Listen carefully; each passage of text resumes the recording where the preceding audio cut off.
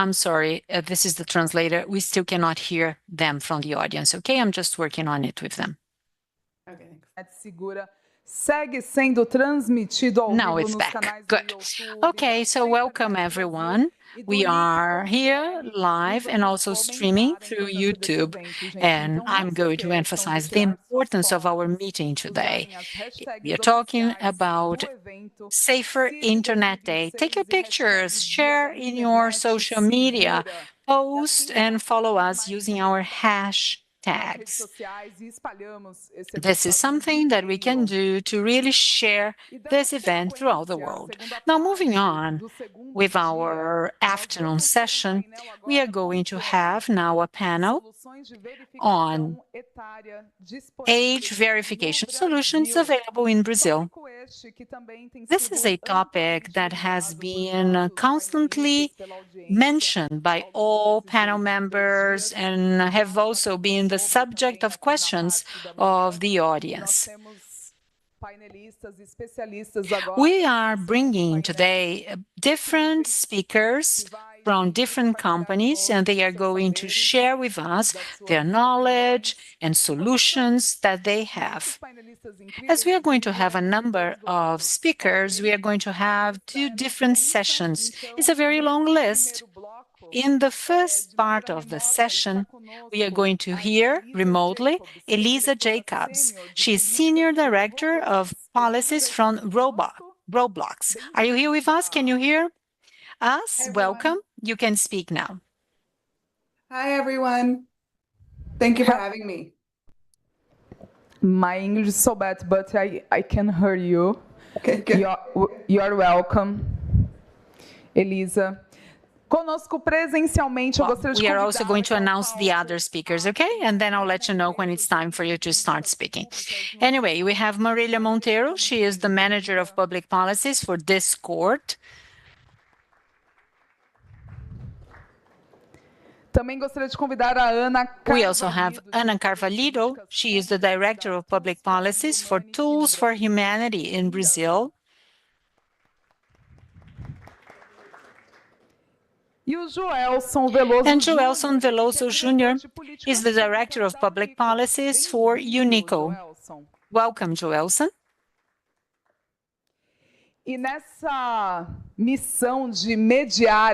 As the mediator of this discussion, I would like to invite Natalia Paiva.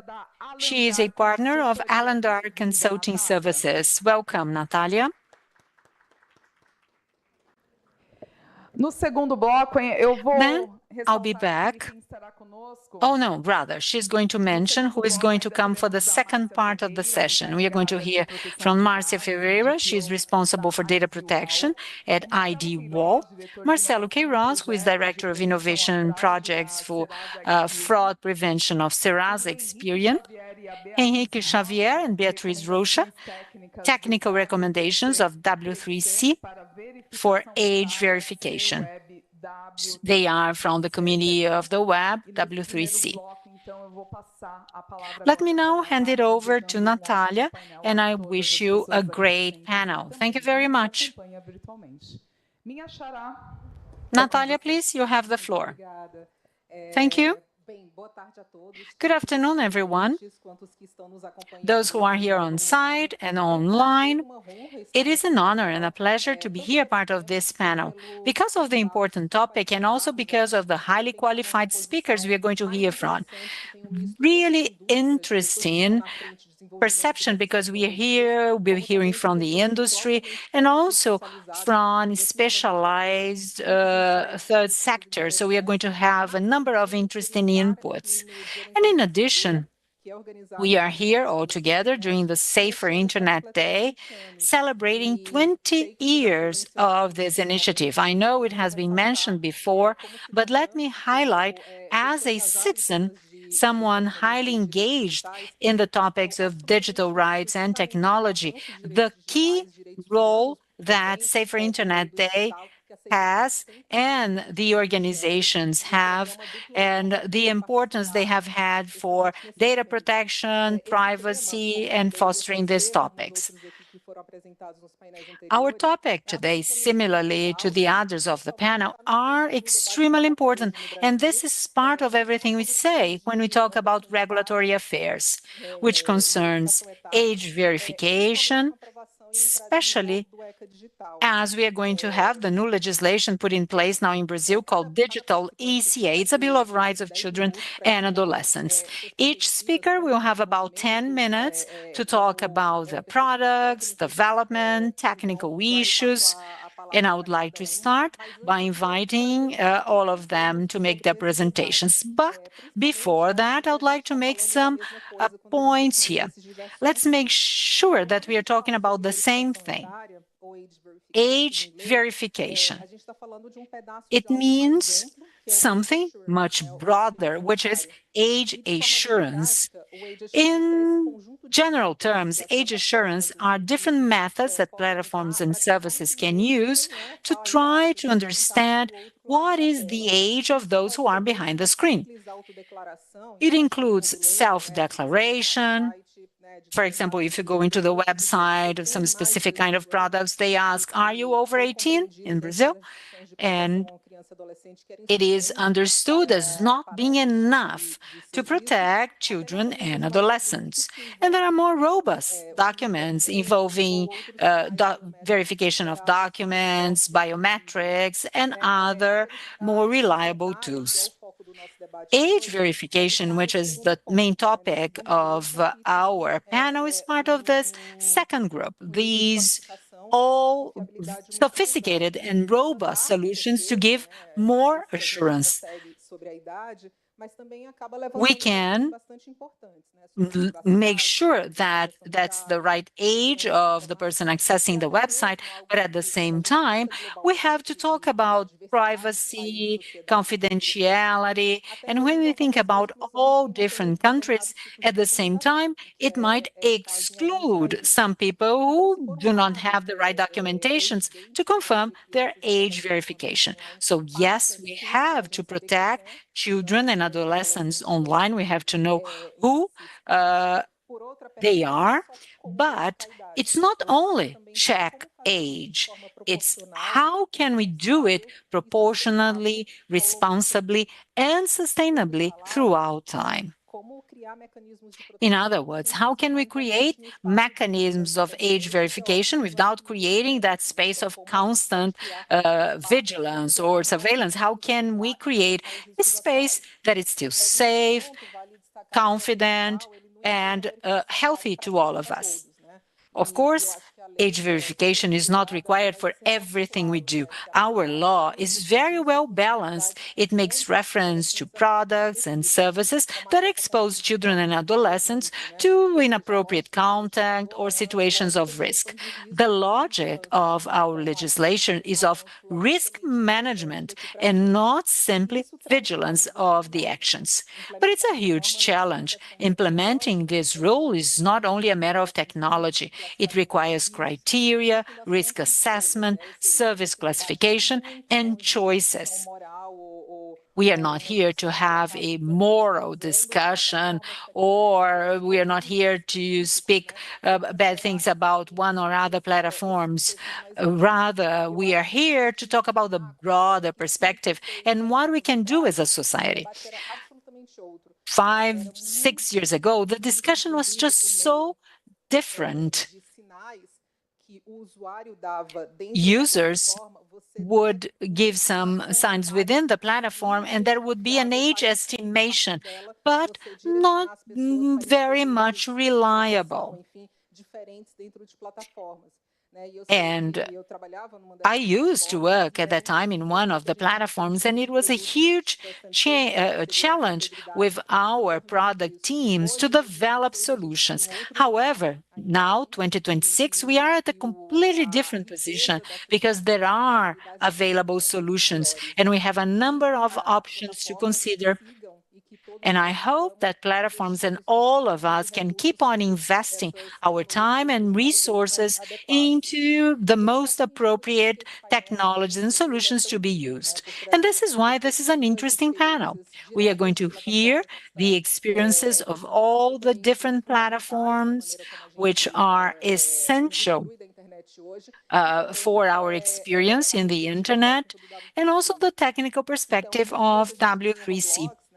We have Roblox. Eliza's here with us, and I'm going to hand over to her because they've been using age verification to a number of access through chat and audio communication. And we've learned that also through different memes of young people who started speaking against the use of age verification, which shows that the platform is on the right track, really restricting access to those who are younger than 13. We also have Discord, who has been working with age assurance in solutions to preserve the privacy of users and adopting an approach which is by default. If you have no more precise information about the age of the user, protection will be the most restrictive one. There is also Tools for Humanity that develops a number of solutions for digital risk to set apart humans and robots and check attributes, which includes age range. And they have very innovative approaches, extremely interesting, in fact, and I'm sure Anna is going to share them with us. They really emphasize the importance of privacy as something absolutely essential that should never be separated from our broader discussion, including zero knowledge proof. And I believe Anna is going to talk about that. We also have Unico and IDWall that have very solid solutions of age verification, and they've been in place here in Brazil as well. Serasa Experian, which is going to talk about fraud prevention, data protection, and W3C through the CWAP.br, providing some technical recommendations which are essential to ensure that we constantly think about interoperability, proportionality, and maintaining the fundamental rights. Well, it's going to be extremely interesting discussion, highly technical, and very much aligned with what has been discussed through the past 2 days. Said that, I would like to hand it over to our guest speakers, and I'm going to start with you, Eliza. Maybe you can now start speaking. Thank you very much. Thank you so much for that introduction, and good afternoon, everybody. Thank you so much for having me. I am Eliza Jacobs, and I lead product policy at Roblox, and I'm going to be talking today about our approach to age assurance, which we're really excited about. So first, what is Roblox? I don't know how many of you are players or have players in your life, but I thought we would start there. Roblox is a global immersive experience platform. We have everything from sports games to role-playing games to fashion games, and really the whole gamut. Every day on Roblox, we have 144 million daily active users all over the world in 180 countries, and about 65% of the users are over the age of 13. So that's a huge safety challenge, right? Like, we're trying to manage the safety of hundreds of millions of users, many of them children, and we take that responsibility extremely seriously. And as has already been discussed, age assurance has always been a real challenge, especially for younger users. They're not going to have government IDs, and we want to be really thoughtful about their privacy as well. And so the technology advances that we've seen have made age assurance for this group possible. So each day on Roblox, we have 35 billion engagement hours, that's playtime hours, 6 billion chat messages going back and forth across the world, and millions of individual assets, whole game, updates, uploads, and we're trying to manage the safety of all of those things at scale all of the time. So how do we do that? First, all content that's uploaded to the platform, assets, experiences, is reviewed before it is published to the platform by a combination of AI models as well as human moderators. So we look at everything before it goes live.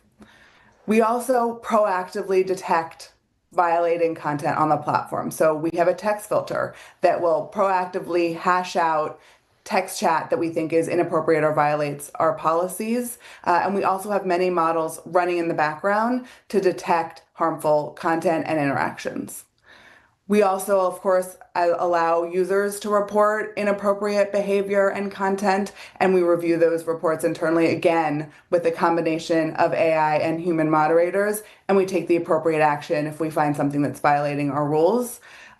And all of these systems are designed to get to content and behavior and users as quickly as possible and remove stuff that violates our rules. Of course, no system is perfect, but we believe in a multi-layered approach. We can't just use one tool. We have to use all of the tools that are available to us to be able to keep the platform safe and civil.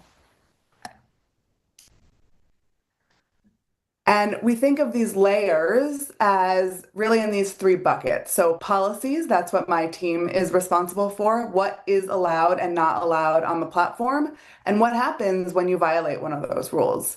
Another thing we know about having lots of kids on the platform is that kids are really in a developmental phase of their life where they're testing limits and they're trying to see what's acceptable and they're learning the rules of the road. They're learning how to be civil online, and we really want to tie our policies to that developmental reality while also removing bad actors as quickly as we can. And then our products. So we'll talk today about our age estimation product, but we have many layers of product, whether that's our reporting flows or our proactive detection that are built in to help keep the community safe. And then finally, partnerships. This is with governments and nonprofit organizations and experts in the field. We want to consult with the people that really are closest to the issues and get their feedback about how our products and policies should be built. We also recently launched several councils, including our parent council and our teen council, and those have been incredibly helpful at getting feedback on how all of these things should work so that they work in the real lives of families all around the world. So, what are the challenges of having kids and teens on our platform? We're one of the only all ages platforms, and that really presents a unique set of challenges. And, as I said, we want to be developmentally appropriate for kids. And as they grow up and become tweens and teens, they have growing independence. Although I have a 6-year-old and she's already rolling her eyes at me about wanting to do things on her own.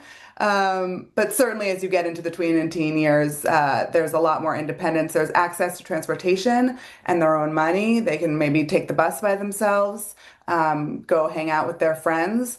They often have their own devices, whether that's a phone or a tablet or a computer in their room. And that means that parents are going to be less able to sort of monitor over shoulders. And it means that we need to be even more sure that our systems are safe by design.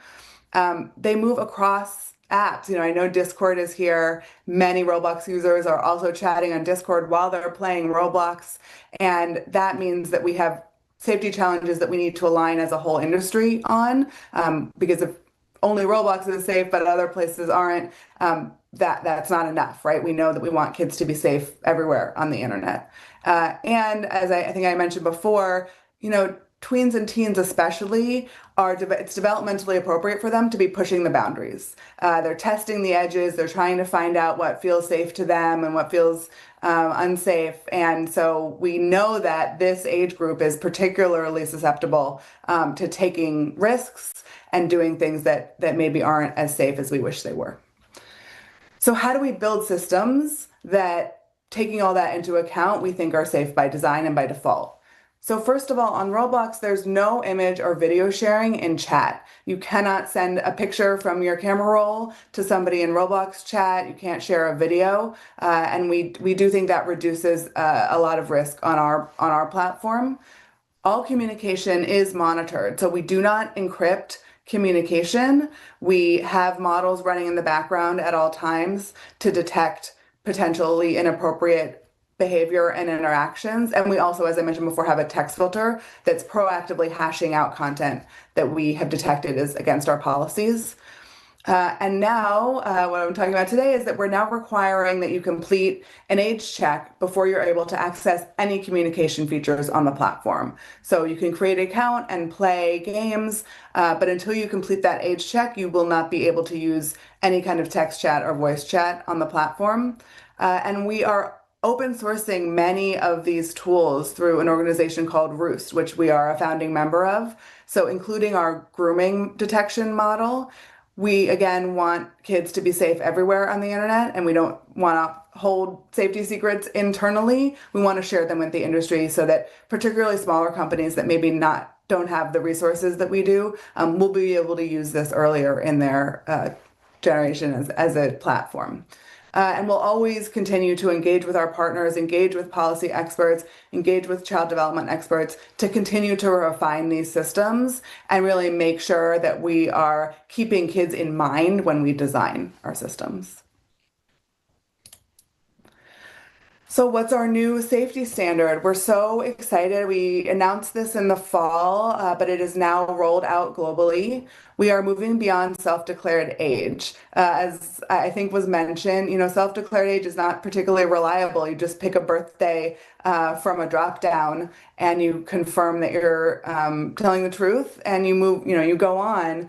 That isn't very accurate for age estimation. So now all users on the platform are required to complete either facial age estimation, or if they wish, they can do an ID verification as well. But we really believe that the facial age estimation is easier to complete, and particularly for younger users who don't have IDs, they will be required to complete this process in order to have access to chat.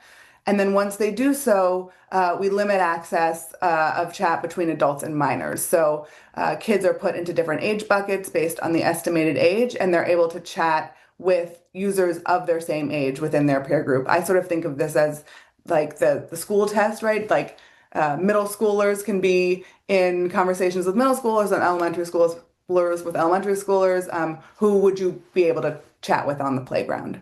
That's our goal. And I think next is a demo video. I don't believe the audio is working, but this will give you a sense of the process for age check.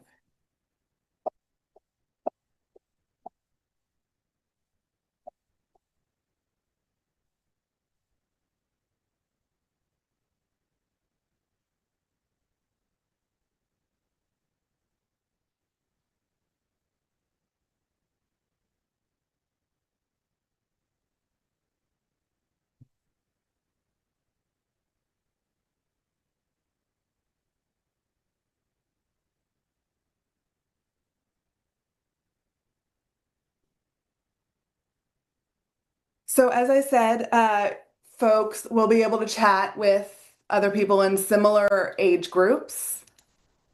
So if we've estimated your age in the 9 to 12 bucket, then you'll be able to chat with users in the buckets on either side of you. So slightly older than you, slightly younger than you, but not beyond that. So this 9 to 12-year-old will not be able to chat with unknown adults.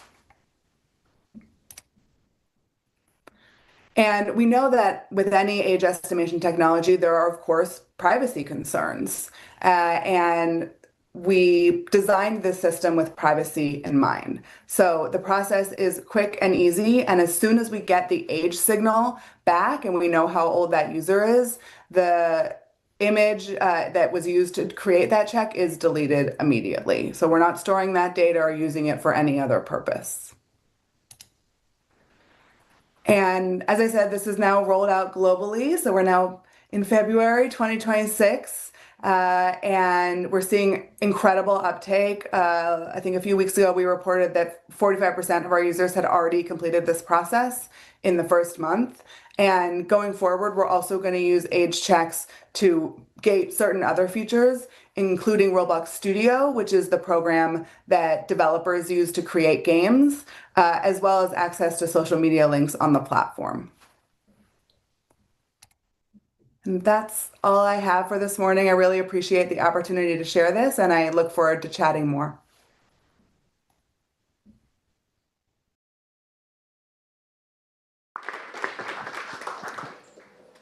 Thank you so much, Eliza. Seguindo aqui a ordem, queria passar para você. Next in our agenda, I'd like to hand over to Marília.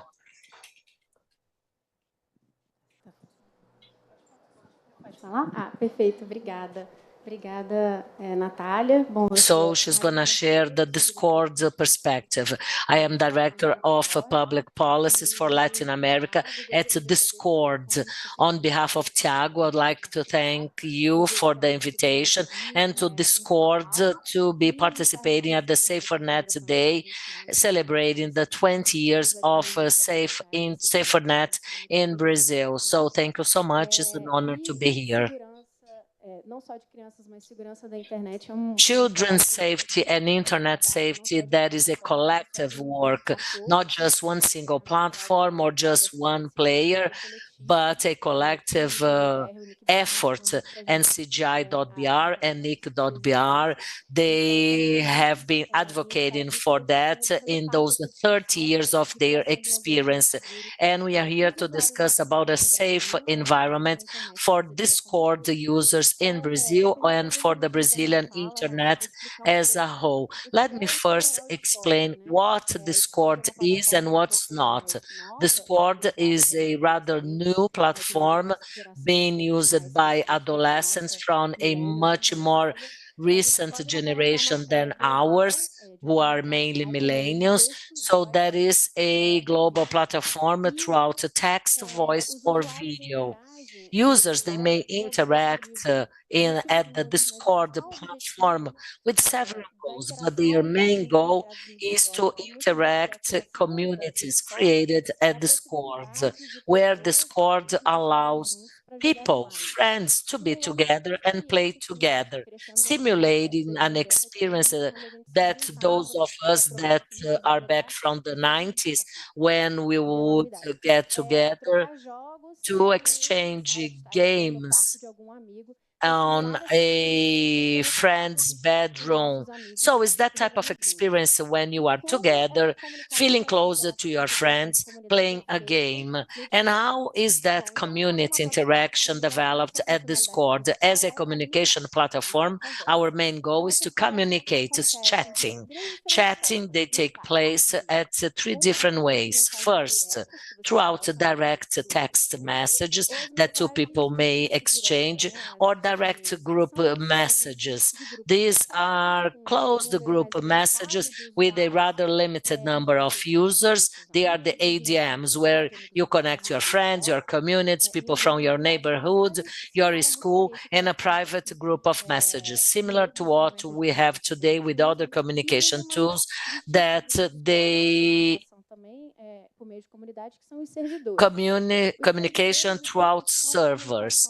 And Discord servers, they are B2B communications, and servers, they are created by channels, and those may be text message channels, voice message, and within that they may share audio, messages, videos, and live streaming, which is one of the most frequently used tools by Discord community users. Discord servers, in their channel communication framework, it allows you to follow messages based on the last one. What is Discord based on that specific information? Differently from other digital services, Discord does not have public profiles or content feeds which may be fed by algorithms, which per se are fed throughout signs based on behavior, data, or how that user uses the platform. We don't have that information throughout profiles, neither public profiles nor public channels. We do have some servers which are public, like large game brands, which allow to be found at Discord, but most of the servers, the communications are done throughout private servers, servers which can just be accessed throughout a link invitation. And for being closed, they cannot be found by users who do not have a link access or who are not invited to be there. You cannot get into a server if you are not previously invited. So differently from other platforms, the Discord communication prioritizes communication in real time, and it's a community feeling in real time. And there is a feeling that you are chatting, based on your preferences. And as to more distinctive elements at Eco Digital, and our business model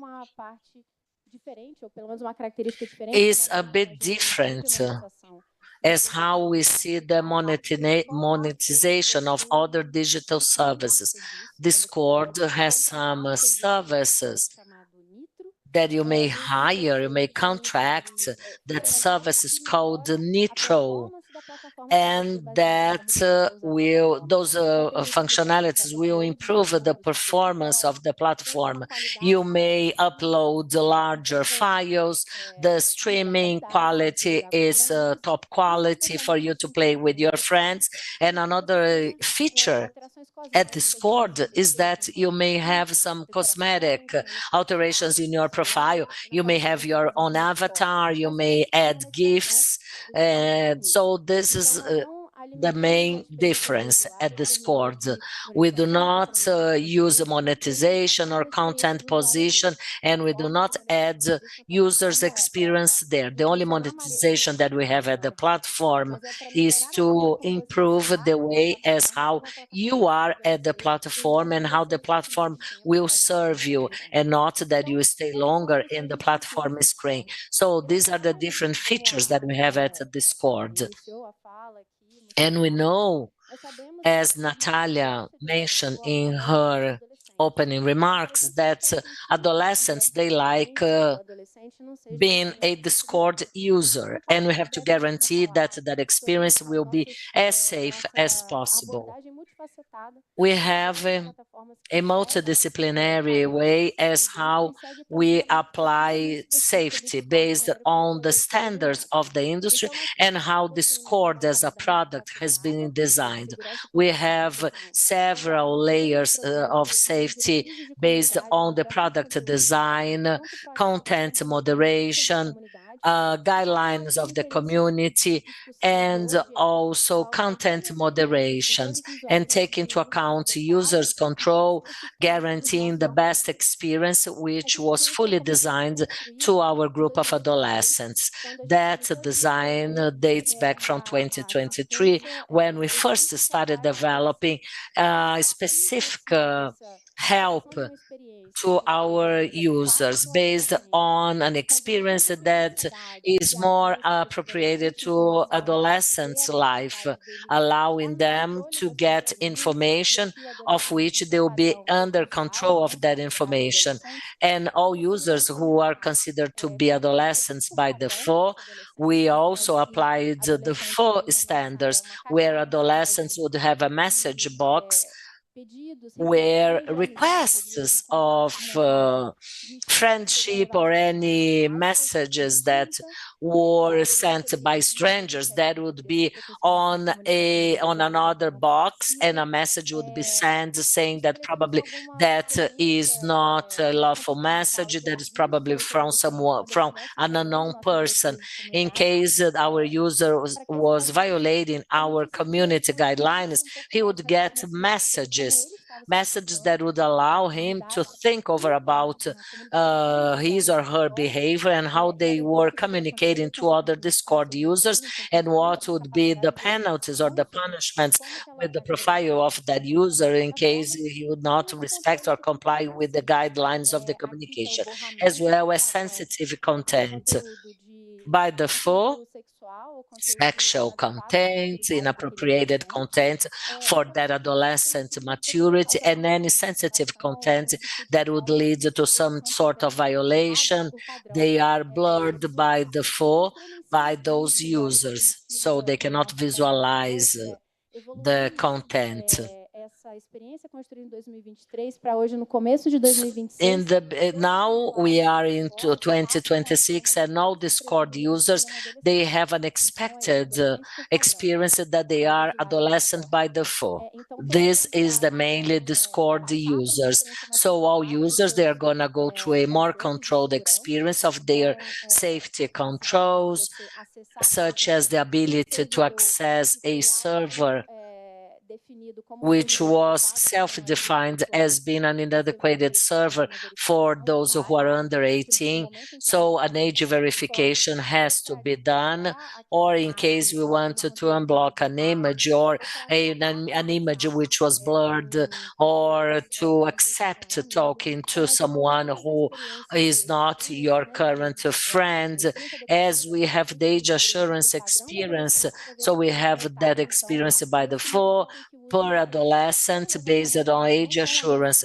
When users raise their hands and they say, no, I'm no longer an adolescent, I want to be identified as an adult person, or if that person tries to access some sort of feature or to change any type of resources that were set up by default, and that if that person tries to make any changes, that person will go throughout an age verification. And the age verification methodology that we have today is through facial biometry as an age assurance, and we have a partner, which is a global platform, which we use at Discord, is the QID, and users also, they are free to input any documentation that was issued by any governmental agency as a proof of age. We also use some age assurance tools throughout automated models to be able to understand if it's throughout that journey there was an adolescent, if the adolescent or that adult did not send enough documentations, and once again that user will be checked again and their identity verified once more. We try to have a very open dialogue with our friends from the civil society, technical communities, our colleagues who are in Brazil for quite a while developing those methodologies, as well as governmental agencies to help us to develop the Bill of Rights, the ECA Digital of children and adolescents for Brazilian users from Discord and internet as a whole. Once again, thank you so much for your attention and your time. Thank you. Excelente, obrigada, Marília. Seguindo aqui a ordem. Excellent, thank you. Next, Anna, may I hand over to you so you can give us an overview about your company? Pode falar? Ah, tá. Boa tarde a todos e a todas, é um prazer estar aqui hoje. Queria agradecer o convite também. Tools for Humanity in Brazil. Thank you so much for the invitation. I feel honored to represent Tools for Humanity in Brazil, and I am Director of Public Politics. We have a number of issues being discussed since yesterday. As I said, I'm Director of Public Policies to Brazil for Tools for Humanity. And I'd like to start my presentation. Esse aqui, né? Obrigada. É aqui, será? Tá. O vermelho, obrigada, tá certo. E eu queria começar aqui apresentando pouco. Let me first introduce Tools for Humanity. That was being founded by Sam Altman and Alex Blanin, our CEO, in 2019 and released in July 23. It offers a number of anonymous digital credentials. On one hand, a credential that proves that we have a humanity and not robots trying to perform the role of human beings. And we want to prove like age verification without reveal identity or any other information. Data is stored in self-custody thanks to a decentralized protocol. Everything that we have been discussing so far at this panel is seen as a huge challenge to verify children's and adolescents' age without exposing their personal identity or any other further information. That is a challenge to be addressed, and there are a number of solutions to that, and I'm gonna introduce one of those options. If we get a technological radar of NPD, which organized the debate of ANPD, I mean, they talk about age verification based on documentation or third-party data, age estimation thanks to biometric information to estimate an age of a user, or maybe age assurance, which relies more on iteration standards, how they communicate throughout the platforms. So it's a whole set of all these platforms, and we see a fourth, more recent generation, which emphasizes features that are more protective to users, which is zero knowledge proof, which just confirms or refuses a certain affirmation of a server. But that is very important, zero knowledge proof, also age tokens and digital credentials. So within this technological radar, I think it's very valid if you would go through the different strategies and methodologies that could be one complement to another. And here we have this fourth generation, because the world federal credentials is following these new generations, which allows to verify an user age without exposing their personal identity. And I'll give you some conceptual examples, and I'll go into some more details. This specific technology of credentials is not available in Brazil yet. It is available in different countries in the world, but I'm here to share our experience. How does it work in practice? When users access a website or a game platform, the website's going to ask, are you over 18? To confirm the piece of information. The app asks the user whether the user will confirm if it's true or not. This is self-determination. So users can select if they determine if they want to share data or not, if they want to confirm or not that statement. So yes, I'm over 18, or no, I'm not. So they confirm or refuse the statement. This is the main architecture of this technology, World ID credentials. Let me give you an example of use in Japan. In different other countries such as UK, USA, Mexico, Argentina, This one is of Japan. The user accesses an app. There is that question. The person clicks, and a pop-up opens, such as if it were a road app, and the person confirms if age verification should be done or not. Now, speaking about step-by-step, there is a video, but I'm just sum up how it works. The person downloads the World app. By downloading it, there is a selection of a document that is going to be used as the main source of data. Nationality, for example.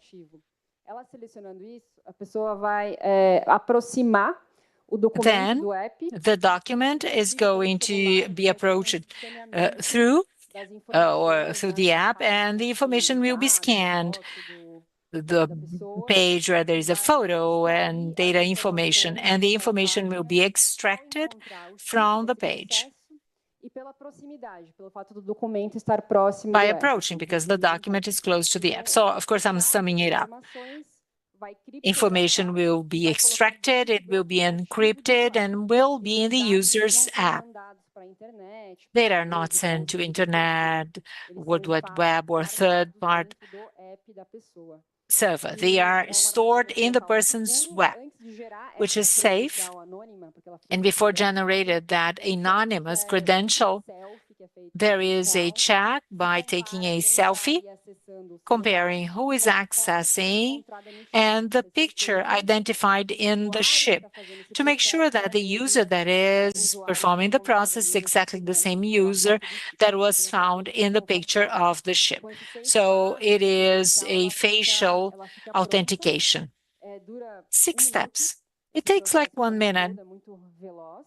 Very fast, as you can see. There are 2 things happening at the same time. First, generating a anonymous encrypted credential whose data are stored in the mobile phone. There is a video, you can see it running, so nationality, then passport, informed consent, scanning data. The app guides you step by step, scan the ship, and finally, facial authentication, real time, no new pictures are taken, but just to confirm that it's the same user found in the ship. Very fast, as you can see. This is the basic step-by-step of the solution and how we've been working in over 15 countries in the world. There are some strengths, and I believe it's worth mentioning them. The literature has also emphasized some of these points. Globally interoperable pattern or standard. We can work with public and private partners. It follows international standards. We work with ICOL in the passport, and we can work with other standards. There's the concept of data minimization, because you only share the information or attribute that is required. You don't have to confirm anything else if it's not relevant for the context. It protects users, in other words. It also uses yes or no as zero-knowledge proof, red or green, so to speak. Age only if it's over or younger than 18, just to maintaining privacy of the user. And user sovereign. This is not part of a centralized database. Users own data, and they can exclude the credential or the data when they may seem fit. Sometimes there is a priority of a centralized database, but here, no, it's decentralized. Someone mentioned that in the morning session. Decentralization is really strength because users have control over their own data. And finally, It's a very flexible, interoperable model. It maintains users' privacy. And these are the two perspectives: digital wallet, where you can have different anonymous credentials. And there is also a formal digital wallet where you can add different credentials, including third-party, government. These are the two platforms that can support the process of age verification. Thank you very much.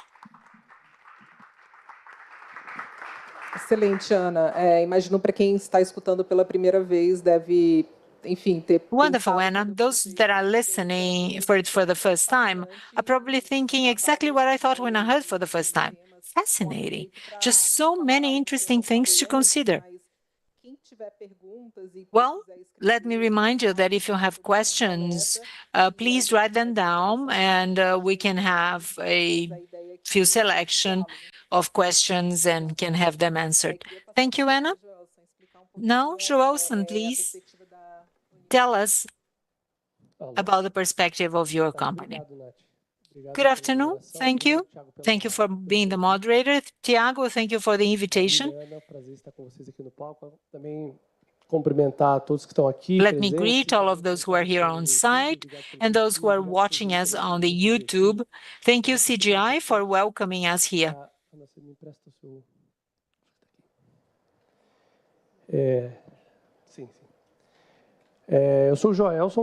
I'm Joelson, Director of Public Policies of Unico, and I'm going to tell you what we do. It is a company, we are B2B, and we work with the major platforms. But let me tell you more about how we've been working institutionally to address the topic of the digital legislation for children and adolescents in Brazil. For nearly 2 years, we've been part of the public discussions about the importance of the digital legislation. And we've also made use of resources to have a better diagnosis of the position of children and adolescents in this area. There is a survey that was carried out together with Ipsos in the end of last year. I'm going to set the background.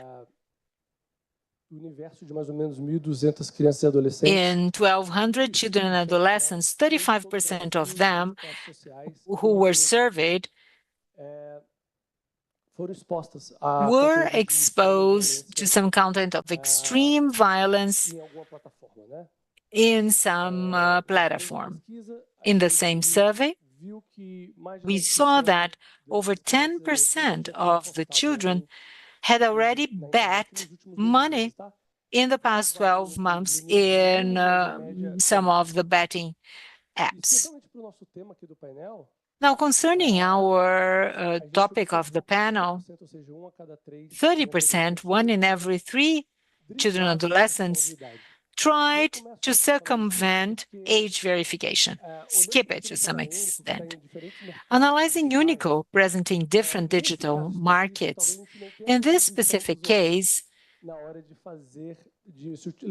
maybe users are not really using the age verification mechanism as they could.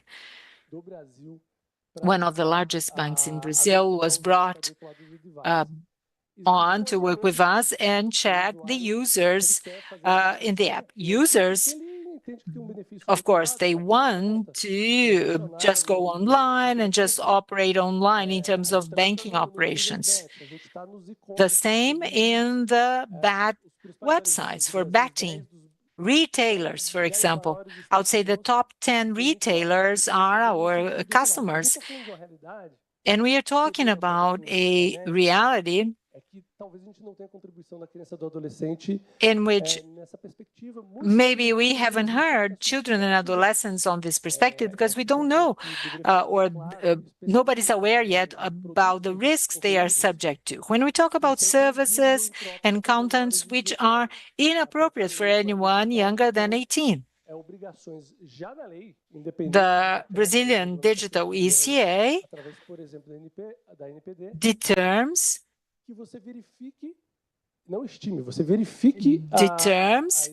not estimate, determines age verification whenever there is an access. It's no use having just the documentation of the user. At the highest point of exposure of the child and adolescent, there should be age verification. In other words, an adult on the other side of the screen to check. We've been in the market for 18 years. We are an ID check company. We operate in over 20 countries. We are a Brazilian company developing technology in Brazil. Let me make that straight. Our developers are here close by working to develop our product further, which I'm going to present to you today. We are present in over 20 industries, so retailers, bank, betting websites. 7 of the 10 most valuable branches are with us, always thinking about validating the user on the other side, because it involves risk and exposure. What is the main challenge to us? First, well, we have plenty of data. Internet is a sea of data, but there is no confidence on data attribute. This is what we've been talking, right? How can we deal with the element of trust to talk about the attributes of age and get the green light to access the content? We also believe there is no silver bullet. It has been emphasized a number of times today. Ricardo Horta said exactly that. We might be happy because regulation of the Ministry of Justice or other stakeholders, they are moving towards being a tech-proof regulation and not be binding just on one solution. So we really believe that all the solutions should be considered, as there is wide diversity of users. We know a lot about the digital market, as we are present in over 20 segments, and the user's experience varies a lot in the internet, and there are different needs for different types of businesses. We believe that solutions that are put into practice have to respect users' experience, but at the same time look familiar to users. What can we do? And I'm talking about the perspective of products here. We have a product ready for contracting. Some companies are running pilots with us. It's called ID Age. And it has a number of assumptions. First, data minimization. There is no collection of data or ID, no taxpayer's number, nothing. We just need a photo. So there is a collection of biometrics, which is just one-off, just to indicate the age range to the platform. There is no traffic of documents or of pictures of documents. We do not need that to really state whether the person is an adult or a child. These concern the situations in internet which are inappropriate or illegal for those below the age of 18. This is the group of users we are considering. In Unico, we know that most people in Brazil have had contact with Unico at one point or another one. We know the population. And this question, is there a live adult on the other side?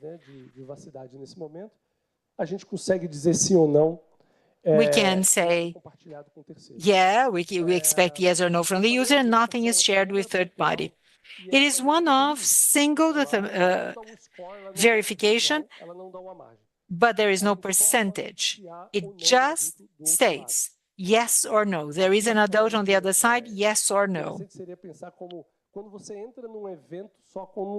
For example, if you get into the event just with the ticket, you don't have to say what number you are, but you know you can get into that room. And that's the idea. You are there and you can do what you want with what's offered within that room. We think that the selfie is the easiest way of confirming, really, the existence of a person. The tool that Unico has developed in Brazil is very user-friendly, and it's good fluid. There's good fluidity. The flow of our process matters to many companies. Some companies just keep on having users and they need a streamlined, easy system. This is real time that I'm showing you. We are simulating here purchase of alcoholic drinks in e-commerce through the mobile phone. Through a selfie, the platform can confirm there is an adult on the other side or not. We are not talking about ID of children, or no, nothing like that. We are specialized in economically active adults in Brazil. I have just a few seconds, but I would really like to thank you for the opportunity to describe this product to you for the first time. We've worked very hard on developing it, but it's the first time that we come and share that with an audience like you. And I'll be glad to entertain any questions or comments you might have. Thank you all very much. Thank you, Joelson. Well, with that, we close that first part of the session, which was to hear directly from each of the invited companies to share their perspectives. There are two questions here, and I would like to ask the two of them to Discord and Roblox. To Roblox, Eliza, the question is the following.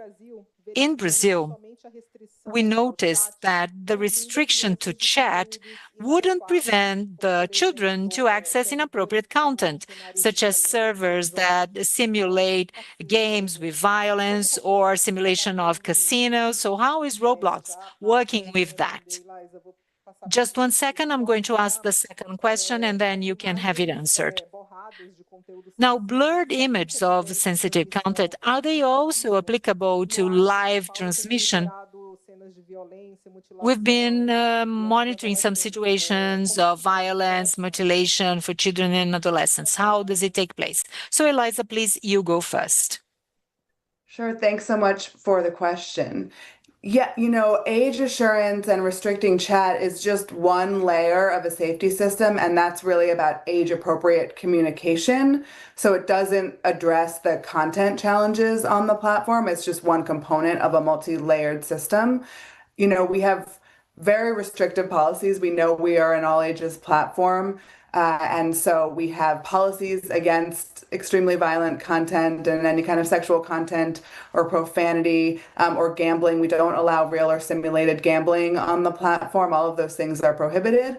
And then we have products that are proactively and reactively scanning for that kind of content. So we have to use all of the tools at our disposal to address the potential risks to not just kids, but to everyone on the platform. And all of those things are addressed more by our content tools than by our communication tools. However, I will add that once someone facially age estimates and they then have access to age-appropriate chat, we also adjust all of their content access defaults to be in line with the age that we now know them to be. So we do have ratings on the platform for individual games. And actually, we're working now to integrate with IARC, the International Age Rating Coalition, that will display, once that integration is rolled out, will display the local ratings in Brazil to Brazilian users. And then the content default access will also be adjusted once we have that age to limit the kinds of experiences that you can access depending on your age. But just to reiterate again, we don't allow simulated or real gambling on the platform. We don't allow extreme violence. So regardless of your age, those things should not be available, and our additional content safety systems should detect that content and remove it. Super obrigado, Eliza. Passar aqui para você, Marília, por gentileza. Thank you so much, Eliza. Technology for monitoring and moderating proactive is different. It's not throughout image blur, but we have a type of intelligence which is a little bit more contextual, where a risk analysis is performed about servers and users who are engaged into that live streaming. One of the tools by default that we will implement is that the possibility of being part of a stage on a live streaming will be blocked by default to adolescents. To get on a stage, Discord live stream, you have to prove to be of higher age, to be lawful age. As to live streaming, we have a number of intelligence monitoring tools in collaboration with the investigative authorities, but that is a continuous challenge, and we are collaborating to several investigation institutions in the country, including the federal police, collaborating to the investigation that those agencies are performing. Thank you, Marília. We have another question now to Anna. How good is the scanning on simpler devices? Is there any safe option for a temporary document upload? Thank you for the question. The current model that we have in place today is a model which uses a document with chips, which allows NFC approximation. This cell phone needs to have this near frequency. But together with some developers, we are trying to generate other documents formats, not just with a chip, but if a document has a chip, we are able to have a cryptographic proof. We may prove that the document has been issued by a public agency that is a reliable document if the document has that chip.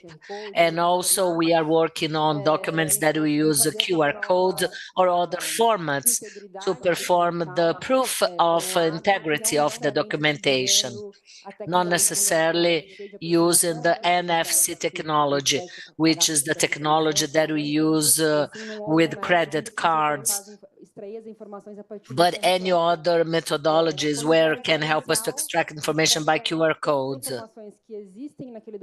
We get all information available in that document, but that is cryptographed and it is stored anonymously in the smartphone user. We do not have access to that. Although is not a temporary feature,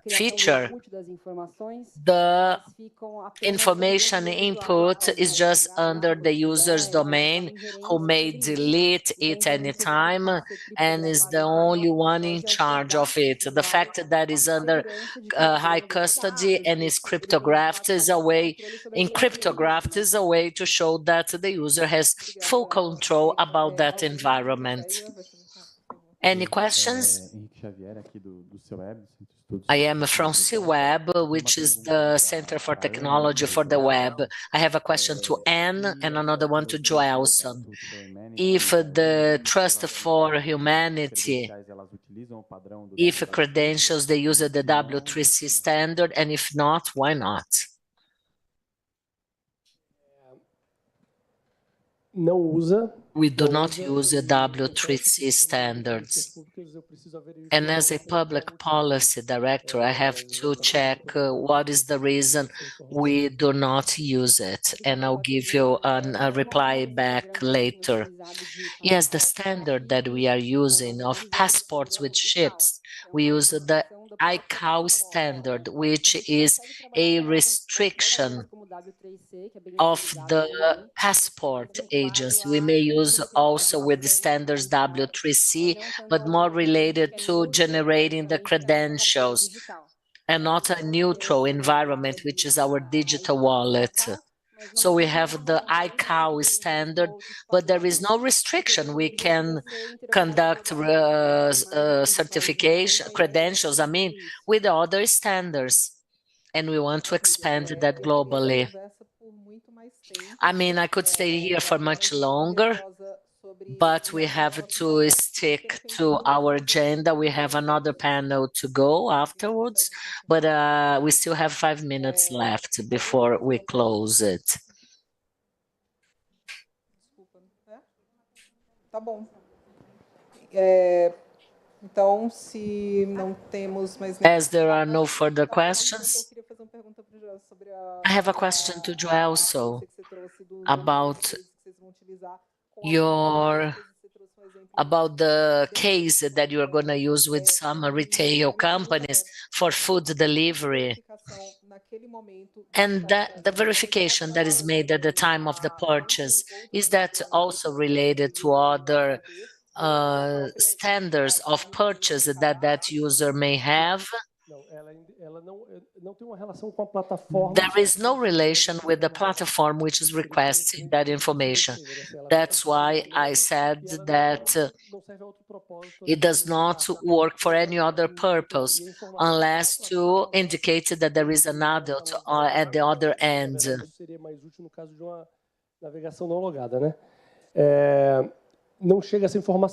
That information is not conveyed. We don't have anything further than what has been asked for. So the product follows the rationale where we try to expose too much information into a context where we don't need to give so much information, so we have to comply with whatever is being requested, minimal information. I would like to know from Marilia and Eliza about digital market. It was under sanction, and they gave 6 months for the Bill of Rights for Children and Adolescents, the ECA Digital. Being part of global platforms, how can you get adapted to the new legislations, especially here in Brazil, where that is a main concern? And do you think you'll be able to apply this year new tools for age verification, age assurance, especially when users, they are after streaming or live cases, especially after all the last cases that we had in Brazil? I may start and then I can hand over to Eliza, but thank you for your question. The ECA Digital was a long journey. All members of the industry have participated in the process, everyone from the civil society. And the regulatory phase is now under our national protection, our national data protection, that will follow the process with the status of the agency, regulatory agency.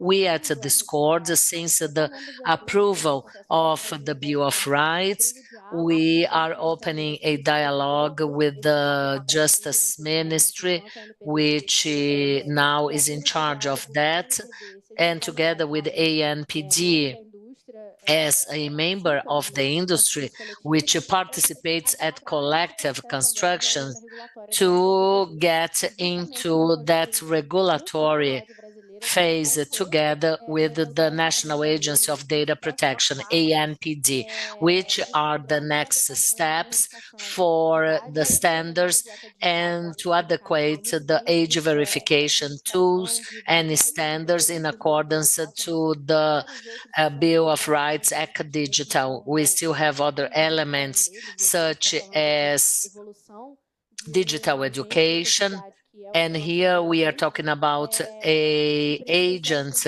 of the society, which are our children and adolescents that have to be assisted, but also they need some time of autonomy as they grow as citizens. The regulatory agency, the regulatory agenda of the National Data Protection Agency will take place as of this year, and we intend to continue our Discord development in accordance to the National Data Protection Agency agenda. Eliza, I hand over to you. Thank you. Hi, everyone. Yeah, Roblox respects the local laws and regulations of the countries where we operate, and we are deeply committed to the safety of our users. So too here, we will work with the Brazilian authorities to comply with any relevant laws.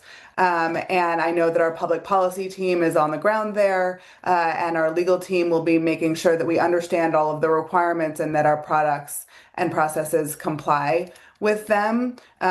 We do believe that our age assurance and estimation products will continue to evolve. We're excited about where they are now. This technology really wasn't as available or as accurate as it needed to be even a couple of years ago. But we're never done creating systems that will keep our community safe. So we're also working on continuous age estimation, sort of similar. I think Discord is doing a lot of this as well. But age estimation is a moment in time when we do that facial scan, but users continue to use the platform, and we want to make sure that the users that have completed the age estimation are in fact the users that are continuing to use those accounts, so that we can serve them the age-appropriate experience and comply with all local regulations, whether that's about communication safety or content safety. And so we are working on continually updating our safety systems around age estimation in the background to make sure that we know how old everybody is and we're complying with the laws and keeping everyone safe. Thank you so much, Eliza, for sharing Roblox perspectives. Muito obrigada, Marília. Muito obrigada, Ana. Muito obrigada, Gelson. Thank you to all of you. That was a very rich panel. I believe that we are leaving this session with several insights and many ideas to think of and to debate throughout the day today and the next coming weeks. Thank you so much and goodbye. Nós que agradecemos, Natália. We are the ones to thank you. Para os panelistas. Please, the panelists, if Eliza could stick with us just for a picture. Would like to take a picture with the panelists on the stage. Take a picture, please. And Eliza remotely also. Oh yes, go closer to Eliza on the screen so you can have the feeling that you are in Brazil. This topic is so important, but we still have other panelists to come next, so unfortunately we have to close this session. Thank you, Eliza, for your time. Marília, Joel, to everybody. The picture is being taken. Thank you. Goodbye. Continuar aqui conosco nessa brilhante mediação. Natalia will be our moderator in this next session. One of our speakers will not make today. Marcia, unfortunately, had lost someone in her family. That's why she couldn't make today. But I'd like to greet Marcelo Queiroz, who is Innovation and Project Director in Fraud Prevention for Serasa Experian. tô em outra vibe, outra fase da minha vida. I used to have lots of problems with Serasa back then, you know, but now not anymore. I'm happy to see you here. Brincadeiras à parte, mas falando sério, viu, gente? Jokes aside, I'd like now to invite Henrique Xavier and Beatriz Rocha from W3C Technical Recommendations for Age Verification, C-Web and W3C. Welcome. And once again, I will hand over to Natalia, our moderator. Now let's address some other complementary features along the same lines. Marcelo, please, you may start. Good afternoon, I am Marcelo Queiroz. I do not have a presentation in my next 10 minutes, but stay with me. And thank you, Natalia, Tiago, for the invitation. And good afternoon to everyone, those here on site and remotely on YouTube.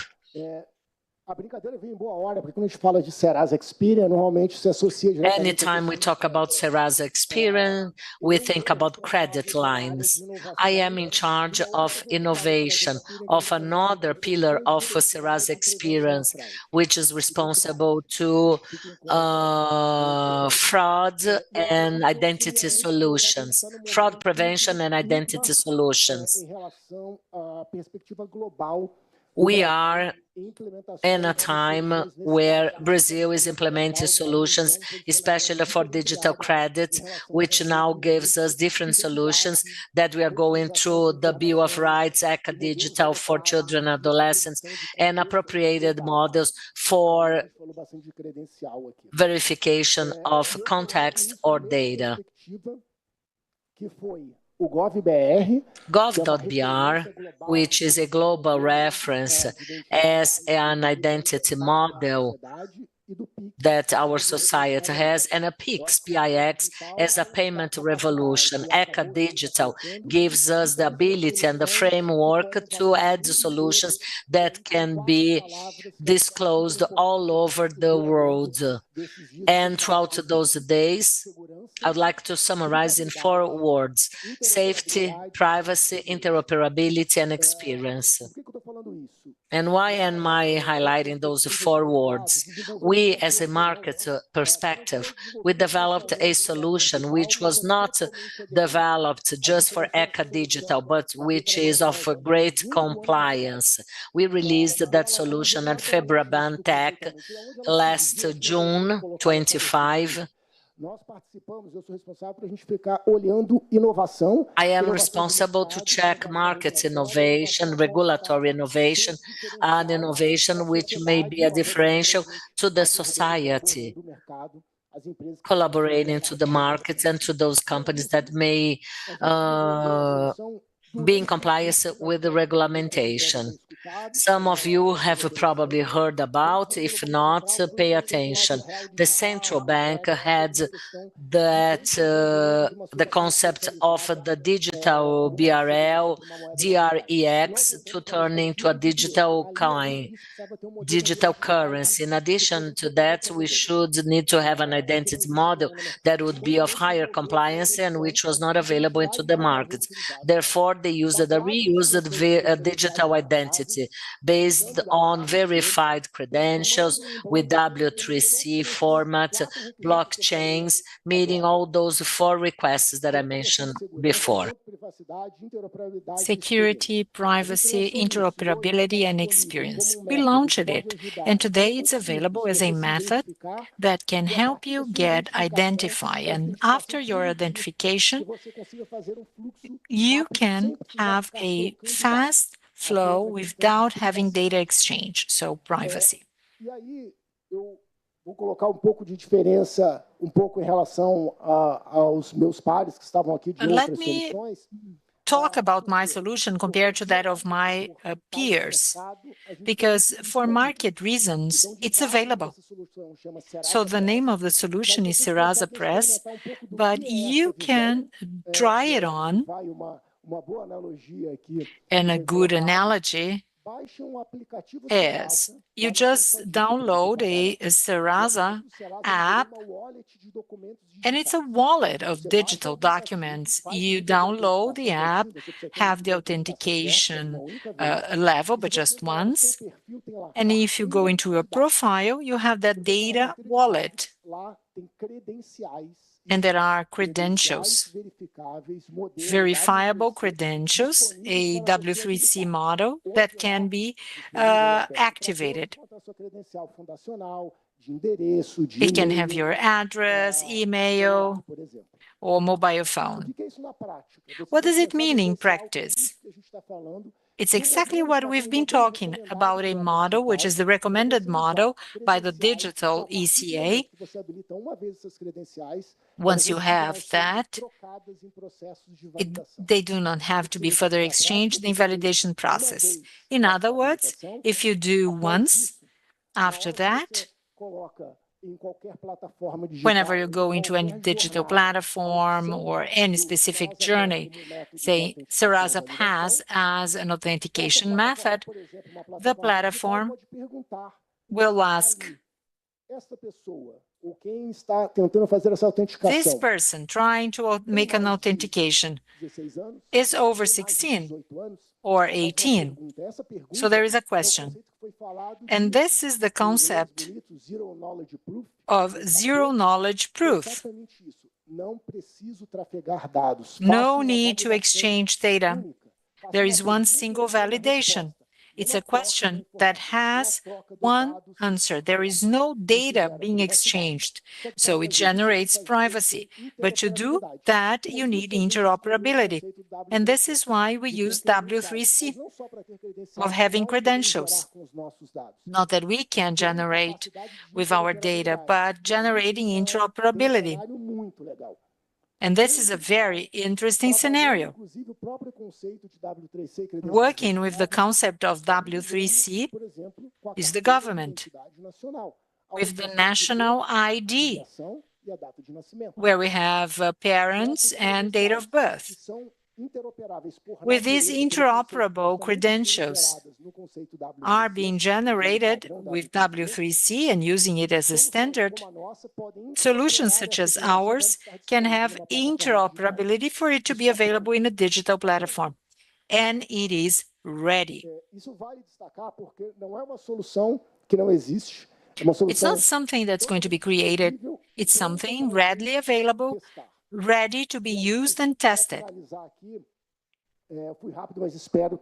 I was quick, and I always expect there will be questions. I would like to reinforce and go back to the 4 points that I mentioned, which are essential when we are talking about the implementation, especially of the digital legislation, ECA. There are some concepts that have to be met, but there are 2 key points. Age verification and parental control can be checked if you have one single identification and when you have credentials. Credentials are like attribute, but more than an attribute. It's something that you trust. Is it really reliable? Is it associated and correctly associated with that specific person, adult, child, or adolescent? This has to be properly validated. And this is the concept of just exchanging credentials. And it happens in our own app. And you can have Serasa and your data. First thing, authentication, one single time. Then you use the best method of authentication by the concept, biometrics, device. Then the person would activate credentials, and only the credentials will be validated. So data won't be exchanged. There's just validation. This is the concept. It is to simplify. ZKP are concepts of validation. You ask a question and you get an answer. You ask a question and you have to trust the answer. Validation of the credential and who issued it is the most important thing. By doing that, you can offer a safer process, better experience because it's fast. It ensures interoperability. I can use data issued by reliable companies such as Serasa Experian, but we can also use credentials issued by the government, and everything done very quick, safely, and preventing data from being exchanged, really respecting privacy. This is something ready. And I'm glad to talk to the government, market representative, associations, and also the platforms. How can we have it validated? We are creating a reference in terms of standard, as we've done with the immediate payment PIX in Brazil. So speaking of restriction, social network, use with consciousness and use according to profile. And it provides us an opportunity to take it all over the world. Thank you, Marcelo. Enrique, Beatriz. Pode falar? Olá, boa tarde. Hello, good afternoon. Thank you very much, Natalia. It's a pleasure to be here with you. Very important event. I have here Enrique Xavier. We are with CWeb, the study of technology by NIC.br. And it's great because you've introduced all the presentations that they were connected to some extent. And here we are to talk about technical recommendations of 3WC, which includes verifiable credentials. As I've told you, we are with CWeb. It's a study center on web technology. We carry out research and experiments within NIC.br, and we also represent the Brazilian office of W3C, which creates standards and guidelines for web through all the different work groups, open technologies. We've been doing that throughout the years to promote these technologies. It's worth taking a step back and talk about the principles that guide web. Web was created as an open technology for everyone, including children and adolescents. Web is based on standards that makes it an open, interoperable platform. And the rights of users can be preserved, such as that of children and adolescents. As Luisa said, and the example that we heard here, we should think about open standards of technology so that we can be fully aligned with technologies that really prioritize children and adolescents. Internet has been through transformation, and we've been analyzing and seeing children through standards and trying to understand how were those standards implemented to benefit children and adolescents. Said that in October 2025, there was a workshop on age verification and restriction to content through the Internet Architecture Board and W3C. The idea was to map risks We've listed a number of technologies that can be used for children and adolescents to map the risks of technologies, also identify possible technical approaches, and avoid fragmented proprietary solutions. During this workshop, we gathered a number of players to talk about all the different technologies. It was a multi-stakeholder workshop, very similar to what CGI has been doing. In this workshop, a report was generated similar to the recommendations to the digital ECA. CGI has also been offering workshops to discuss further about this topic. We were there representing C-Web. There was no consensus at first about the best way on how to do it. But the first impression that we had was the need to have combined solutions. We have to observe the details, all barriers, and how each of them would behave to come up with the best alternative. Therefore, there is still one structural challenge. Web was created as an open tool at first, so there is no differentiation of users. It is accessible to everyone, considered to be a universal tool. Another challenge is to ensure interoperability and individual protection of children and adolescents. Another challenge concerned technologies that prioritize privacy, such as verifiable credentials that Xavier is going to talk more about. But we've been bringing that, as it was created for W3C, as an open pattern, a standard that can be universal and interoperable. There are about 4 topics defined in this workshop. There is no single solution. We would have to combine solutions.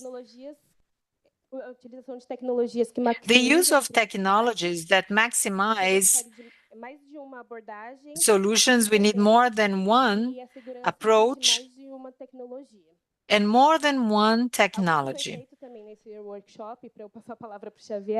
Something else that was done is the need of having a common terminology. It was defined in the workshop of W3C. The link to the report is not here. I'm going to share with you our email, and if you want more information, we can send to you later. So let me now hand it over to Xavier. Acho que isso já foi visto aqui, né? Na verdade, o que se This has been seen here. What we identified in the workshop is there is no common vocabulary, different terminology for the same things. But there is an ISO standard that talks about that. So, data age verification with age assurance, then age verification, estimate methods which are based on data collected on the spot, such as facial biometrics, and we've seen many examples, and inference methods, which would be based on a history of behaviors, for example. So checking, verification. The last ones are somewhat less, let's say, precise, because they require data analysis. aqui o que surgiu no workshop é que the workshop showed us that you have to identify jurisdiction. Different countries have different rules for internet. How can you do that? Through the IP address of users. There are known challenges. Some IPs are not precise with as the location can be. And in addition, users can use virtual private networks or VPN to simulate, to pretend they were somewhere else. And then you would be taken to a different jurisdiction. Even though it had been recognized the need of multiple approaches and the use of data checking, W3C also works with the definition of a technology and a standard, which are verifiable credentials. They serve to confirm some claims about everything you do, and there are multiple possible applications, especially age. It is a type of technology which is very useful that W3C works with. Verifiable credentials. There are three main characteristics. First, it means verifiable by machine. There wouldn't be a person. And then we would use encryption to ensure integrity and authentication. You know that it had been issued by a reliable agency. Verifiable credentials of W3C were thought to provide the maximum truth. So you have selective issuance of information, even though you have date of birth, name, you can just disclose here that you are over 18, something that many people have mentioned. And finally, all that idea of W3C is to produce standards. It's a consortium. As we heard, it's a consortium of multiple organizations throughout the world, and the standards are open. There are no royalties paid. They are standards for communication interface of all verifiable credentials. If you follow the standard, that can be applied by anyone. Different organizations can create different implementations, and it then can work. In a plug-and-play system, you can just change a repository, a digital wallet, a verifier, and as there are standardized interface, one support the other, and the system keeps on working. This is the important characteristic. I'm just giving you an example of credentials. Sometimes people would think an image for verifiable credentials, but it's not. It's a text file. When you store it in the device, it will be encrypted, but the content behind that is here, for example. This structure specifically is what W3C determines as the standard. These are the fields, the structure, and everything it should be included. I just highlighted in yellow the metadata, which can generate a identification type of credentials and who issued that. And then you have the part in blue, the claims. In this case, it's saying that someone has a diploma of Bachelor of Science and Arts. It can be used for different things. Here, for instance, we are using for a diploma, but can be used also for age assurance and verification. And then you have a digital signature, which is a proof, and that uses a secret password that is on behalf of the issuer. And then this long number, which is a proof created, and it confirms that the information is lawful and it was issued by that issuer. You may relate that to an image where you may visualize in the device, but the main essence is there. Within this verified credentials ecosystem, we have the issuer, who is someone that you rely on for testing, for stamping and giving authenticity to the information. You give away that information to the controller, the one that is in charge of the information, controlling that throughout a software, which is a credential repository, such as the digital wallets. And last, you have a verifier who is interested in verifying a certain affirmation, someone who is over 18. Verifier is an ambiguous terminology because that is within the context of a specification of the verified credentials by W3C. And whatever is called a verifier is someone who delivers a service to someone for age verification. We have the example of Único, who is sometimes known or called as verifier. So this terminology, according to different contexts, may have different meanings. And who can fulfill those roles? In Brazil, for age verification, issuers who are state agencies, state government or gov.br, but from a technical perspective, that could be anyone, any institution, any organization. The credentials repository has a number of other possibilities, open source projects, gov.br, Google Wallet, all the big techs have their own solutions, as well as Serasa Experian. And other panelists who were here before me, they also have solutions, maybe not in compliance with the W3C standards, but if so, you may get into this ecosystem of interoperability.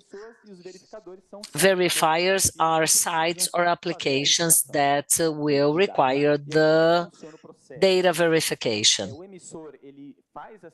Issuer generates or issues the credential, and it sends just once to the repository of credentials.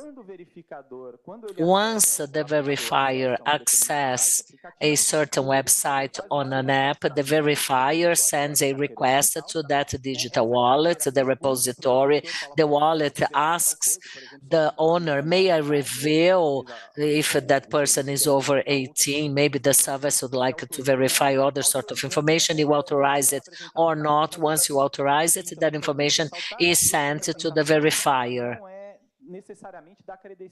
And this is not a presentation of the whole credential. Verified credentials, they allow zero knowledge proof and selective revision of the information, even though your credential has your name, your date of birth. If the verifier requests just that you are over 18, you may review just that and nothing else.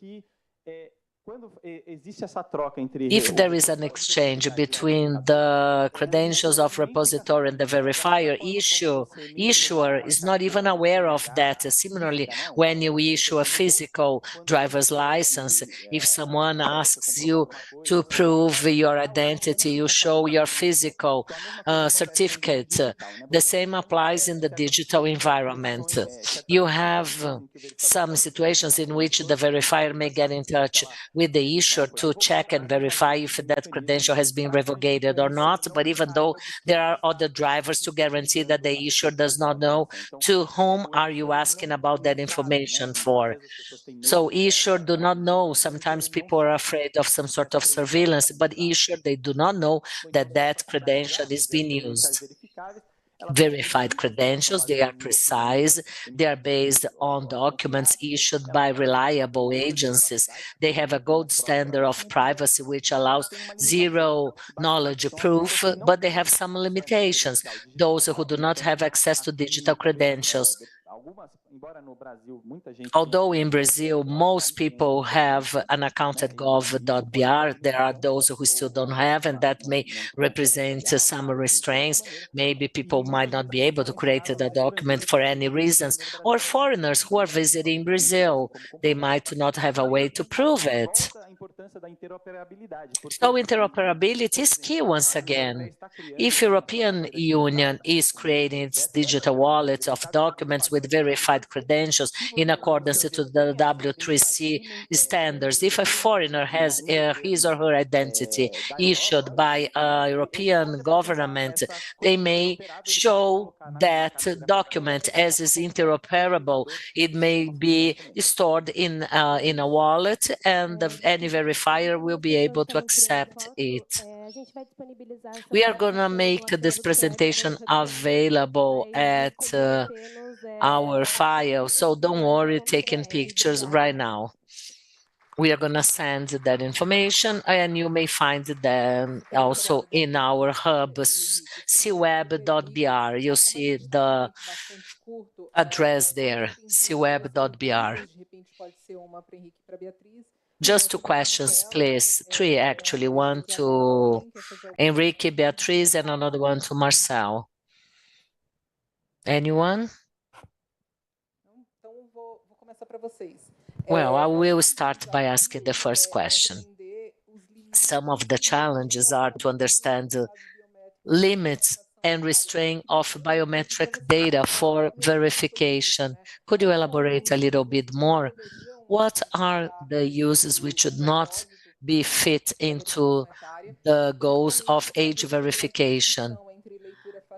And what is the differentiation between facial reading and facial recognition? People may believe that those are the same, but not quite. They are different.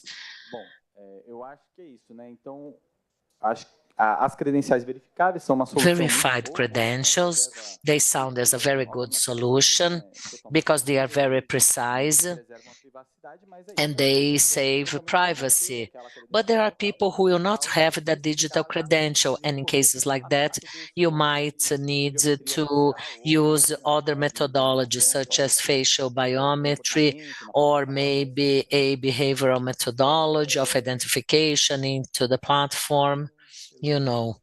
How about the second question? Well, that will depend on what you do with the image. If you collect the image, you may run a biometry through an artificial intelligence that will give as a result the person's age. There is not a sequence of parameters to identify that person. It's just, gives you a feedback with an age.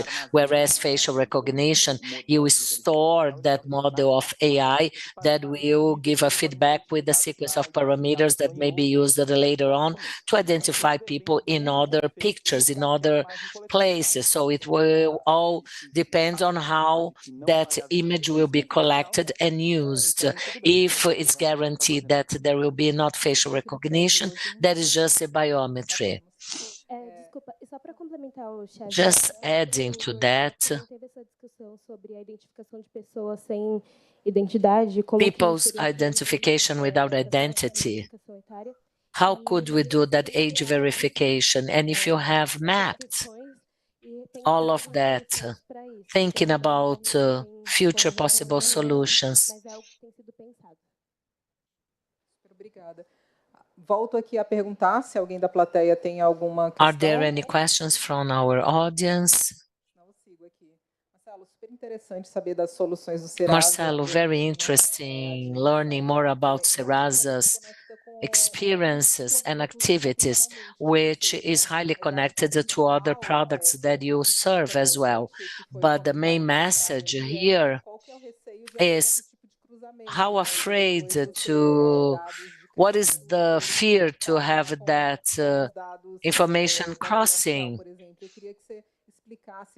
and credit information being connected to that data information? How can you avoid and prevent this type of connection between those different services? Yeah, you have to follow the concept of Chinese wall. But verified credentials concept allows it. The verified credential is a format where you transform your data and the information is just conveyed by your authorization. Consent is key for the implementation of this model. In practical terms, you have to download the Serasa app, profile, wallet, data wallet. The wallet, Serasa became a wallet to you where you may store your data based on verified credentials model with this level of interoperability control. That means that data is separated and controlled by this high level of cryptography, and data is just used if you give authorization and consent to that. Verifiers are platforms. Platforms, they have an option of authentication using our products, such as Serasa Pass. You have a button of authentication. You have to use a wallet. The Serasa app is a wallet, and you may use any other wallet which will accept verified information. And then to get in, you have to ask a question. Are you over 18? And then we're going to click for the verification. With that, they will consult that verified credential that has their date of birth. But it's not having more or less. 12, 14, 14, 15, 16, what type of application or a specific restriction to my platform should I set up here? That's why we fully believe on this verified credential model. By default, we have that concept because we do believe as being a model for change that is a rupture and may become a global standard for this type of verifications. We use the credentials. In fact, I am verifying with accuracy and precision. And if I'm not able to generate a credential, if I don't have the national identity card, if I don't have gov.br, well, there is no other silver bullet. You have to have alternatives. If there are none, that's the problem. Some are more secure than others, and I have to implement all of them to fulfill the market and to increase the number of wallets and gov.br to the population as a whole, generating digital citizenship in a very strong data accuracy mechanism, and that is ready to go. There is a way to implement in Brazil. Of course, there is ready. We are not the single player, but there are others that may also contribute. The percentage of what is the solution, a scalable solution after the introduction of the peaks at the bank agencies. And also our policies should also address this level of people who lack of getting to digital wallet. I cannot thank you enough. Thank you so much for your contributions. We have learned so much. Thank you again.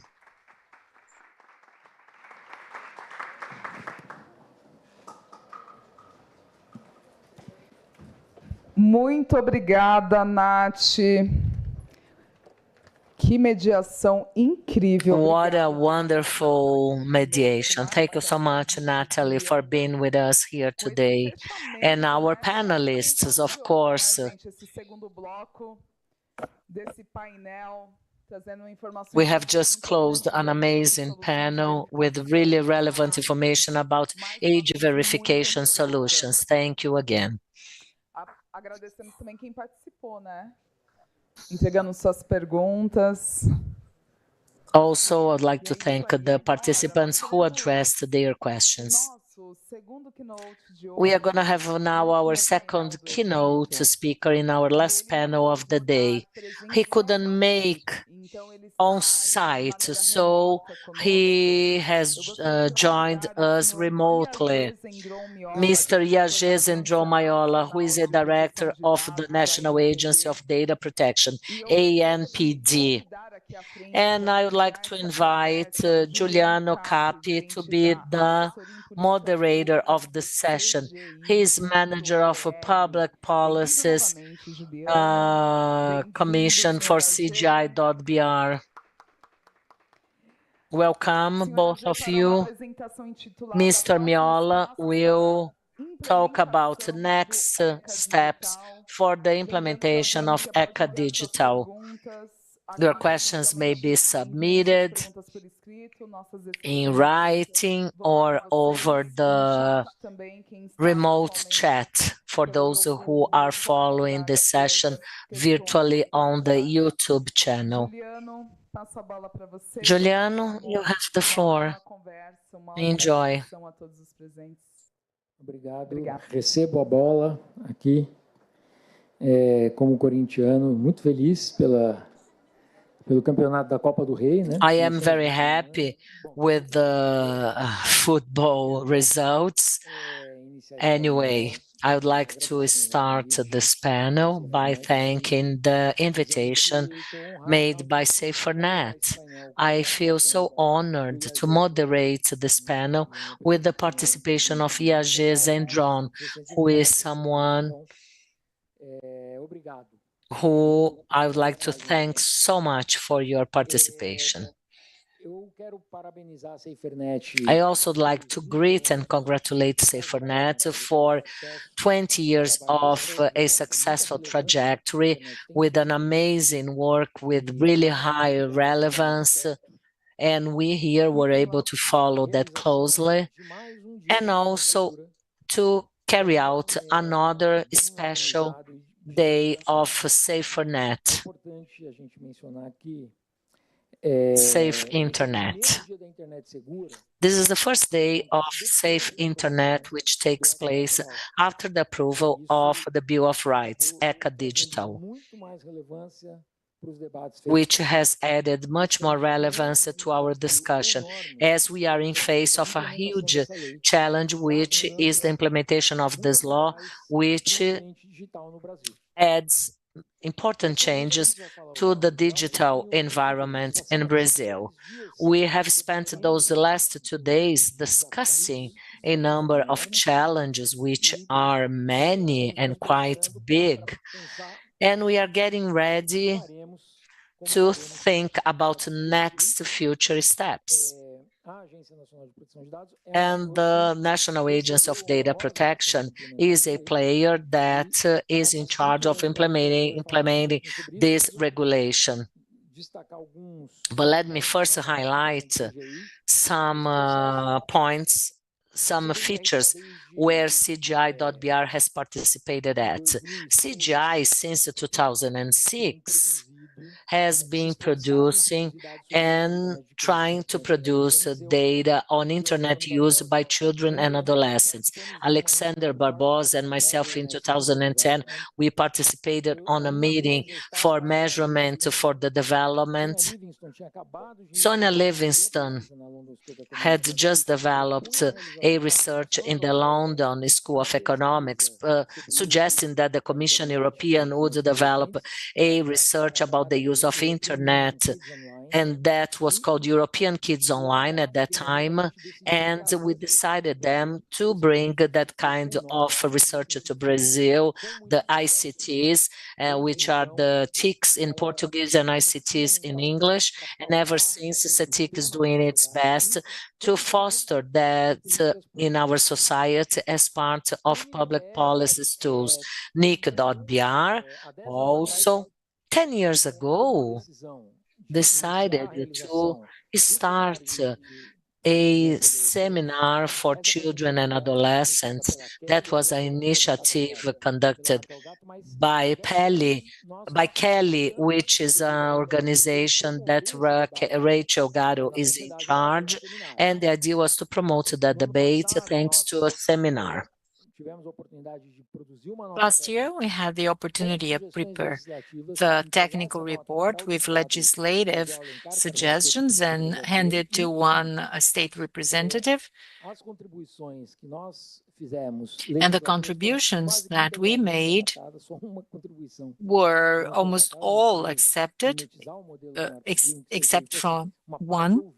We want CGI to be heard for some topics.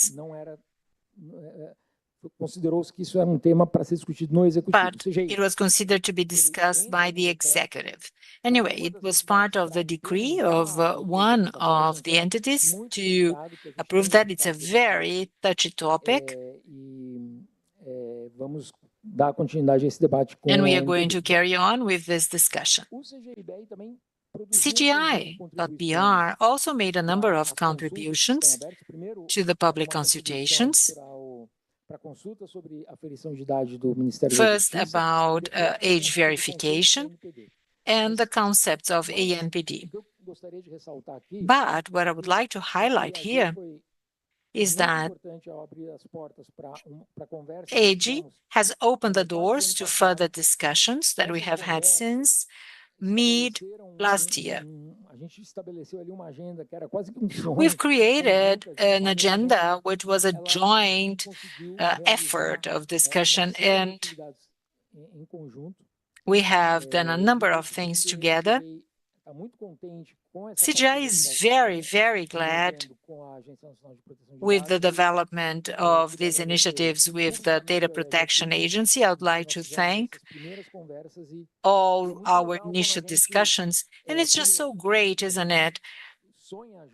When we dream together, think together about all possibilities, and it's always wonderful to see the possibilities becoming reality.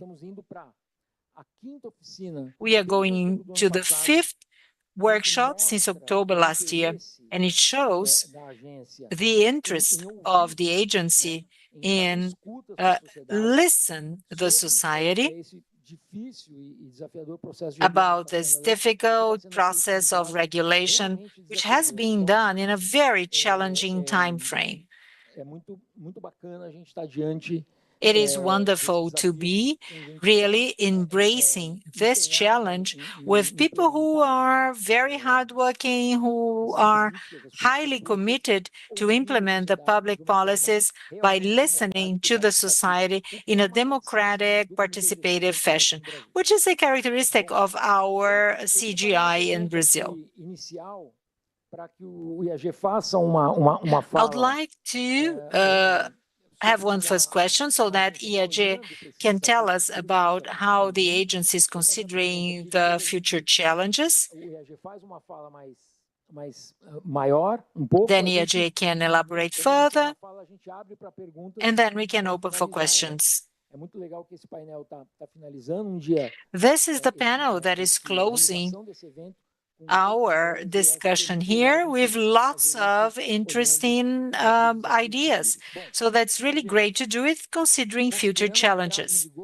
IAG, considering that digital ECA is going to go into effect in March 2026, and the recent changes and the inclusion of other topics in our regulatory agency 2526, and all the priority topics for the 2 next years, how do you consider the challenges, especially the broader ones for protection of children and adolescents, including age verification? And what are the main challenges and perspectives to make sure that they are effectively applied? Thank you very much for the invitation, and I'll be back to talk about that. IAG, please. Thank you, Juliano. Hope you can all hear me fine. If not, please let me know. Thank you, Juliano, for the invitation. And I would like to thank you for the partnership with CGI. It is a partnership that has been extremely important for us as well. That understanding of purpose, of really achievement is something really mutual. CGI has been a privileged partner to help us think about all the regulatory paths to deal with the data that you have already anticipated. I would like to thank Tiago Tavares and all those colleagues from Safernet, congratulate you on the 20 year of success.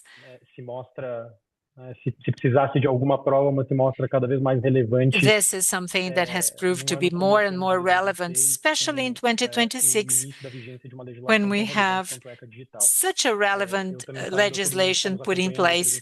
I would like to hear all of those who are online and on site after 2 busy days of discussions, really being part of this panel means a lot because you've been very much engaged.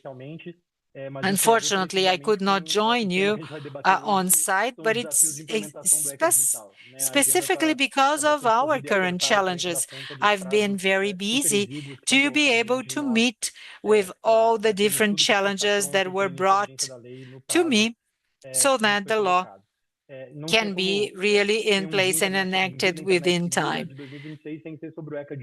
Well, of course, we had to talk about the digital legislation, and I'm glad to talk about how we are getting ready for the new element and the implementation of the new legislation.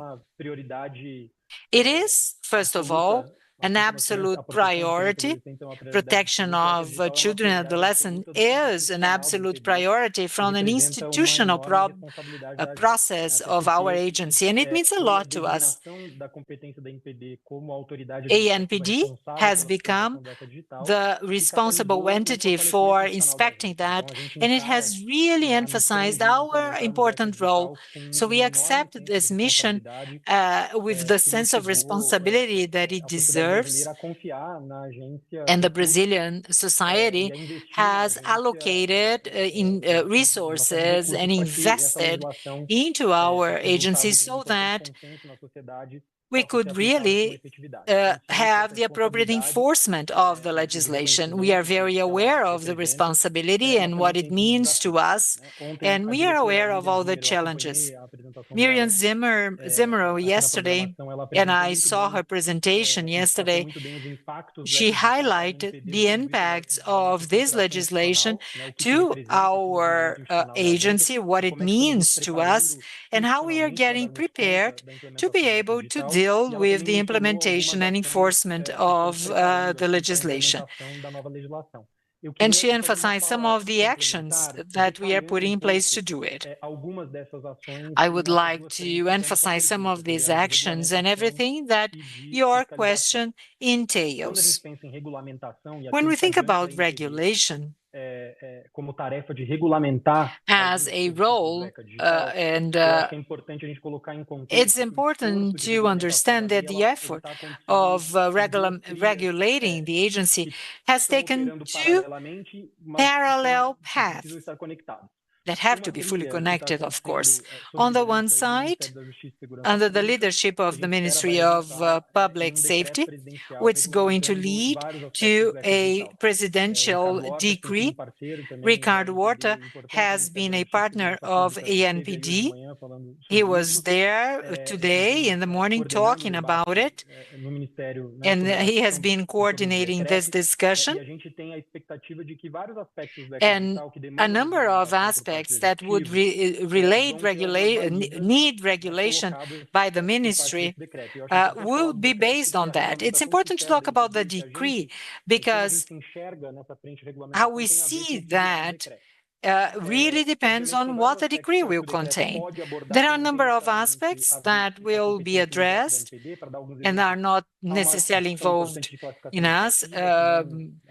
Classification, for example, which is not directly related with what we have to do, definition of flows to deal with the reports of the reports of violation of rights, which is something concerning the Ministry of Public Defense, because it talks about crime, or reliable flaggers, which is not really related with us.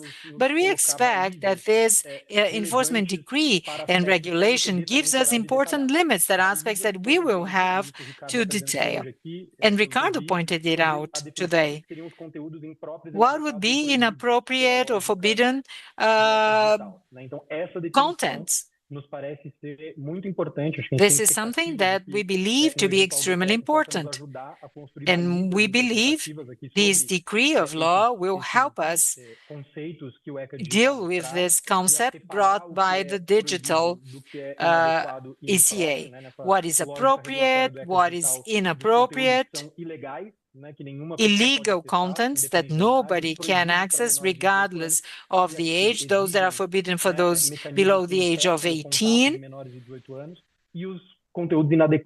and inappropriate contents that adds risk to children and adolescents, but can be managed not through prohibition, but maybe parental control and others. Conceptual references are very important, and we believe they can really help us. Also, age verification, which is one of the main topics of this event. We don't expect technical detailing, this would be on us, but really guiding principles of what would be expected in terms of age verification mechanisms. Some parameters that would give us the concepts, reliability of age verification, exclusive handling of, for example, data in terms of age verification. So this is being done in one pathway, and it's going to help us develop further our regulation. And the NPD regulation was announced in the update. It was like a Christmas gift. AND published the regulatory agenda, and we included 4 so-called products that would be related with that. One first one, which comprised 4 key pieces for digital ECA to be implemented. One first product would be a document, can be like a guide, right, or a booklet to define scope and general obligations of technology providers. Answering 2 questions: who expect to comply with that, and what is expected of those agents in terms of what the legislation would bring. A second relevant product for it to work in terms of implementation would be the sanctions expected in that. For them to be applied, we would have to translate them into some specific regulation. We already have a regulation in place for LGPD, and we have to update that to include the dynamic of the digital ECA. It has its own logic of sanction, which is somewhat different from what LGPD has. They are applied by the same agency, but there are specificities. In one legislation, there are more penalties, different attenuating circumstances. We have to update the internal regulations at ANPD to deal with potential infraction. One infraction that would represent violation of both legislations. We have to anticipate that and know how we are going to deal with these cases and how we are going to maintain our inspection nature. We've also been improving our dynamic beyond the digital ECA. We can discuss how we can improve the inspection provided by our agency as a whole. Another point that we have announced concerns the update of a procedure regulation, but production of norms by ANPD, by our agency. It has become a priority to update the rules of ANPD for production of rules, guidelines, regulations. And why is that? Once ANPD has become a regulatory agency, we have to update our internal regulations to maintain a compliance with other regulatory agencies in Brazil. And there are a number of rules to be followed. We have to update our own internal rules to comply with that, including, for example, the methodology to perform regulatory impact. We have to include detailed procedures for regulatory results of ANPD to affect the impact of our own regulation. And we have to discuss the timeline for all the different inputs we get from users. So it has to be updated in-house, and we are doing it, and we want to do it during our current development. In doing so, we have identified that by updating our own internal regulation, we can address a topic which is extremely relevant for the public policies for children and adolescents. The regulatory public policy, so to speak, as an umbrella concept. There is a discussion of international best practices. All public policies that impact children and adolescents should listen to children and adolescents. So we've identified the need for this new regulation of ANPD should include mechanisms and opportunities for interaction with children and adolescents when developing the different regulations concerning ECA. And then there is a fourth element, which is something that has taken much of your time and dedication, which is the mechanisms for age verification. ANPD understands that we have a key role to guide regulated agents. For example, what are the solutions that are considered robust and reliable? What are the parameters to identify what a robust, reliable solution is? What are the minimum requirements of transparency, security, and interoperability of age verification mechanisms and parental control mechanisms? We expect to have a final decree approving that, and then we are going to open for public consultation, and then we are going to discuss all elements, and then we'll be able to have much of the content to answer these questions. Even though not in details, we already have some of assumptions of how we would answer those questions. And what are they? One first important assumption is the need to have a risk-based approach. These are products and services that generate different risks, and this is why there are different categories of forbidden and inappropriate content, setting different risks. Therefore, different regulatory elements would be required. Different technical solutions would be more or less complex depending on the risk of the element. This is the logic of the digital ECA. And there is no one-size-fits-all solution. We would inevitably have to have different technical alternatives. We do not expect to have, of course, one single solution because it wouldn't work. A second important assumption is the fact that there is an impact between level of accuracy of age verification mechanisms.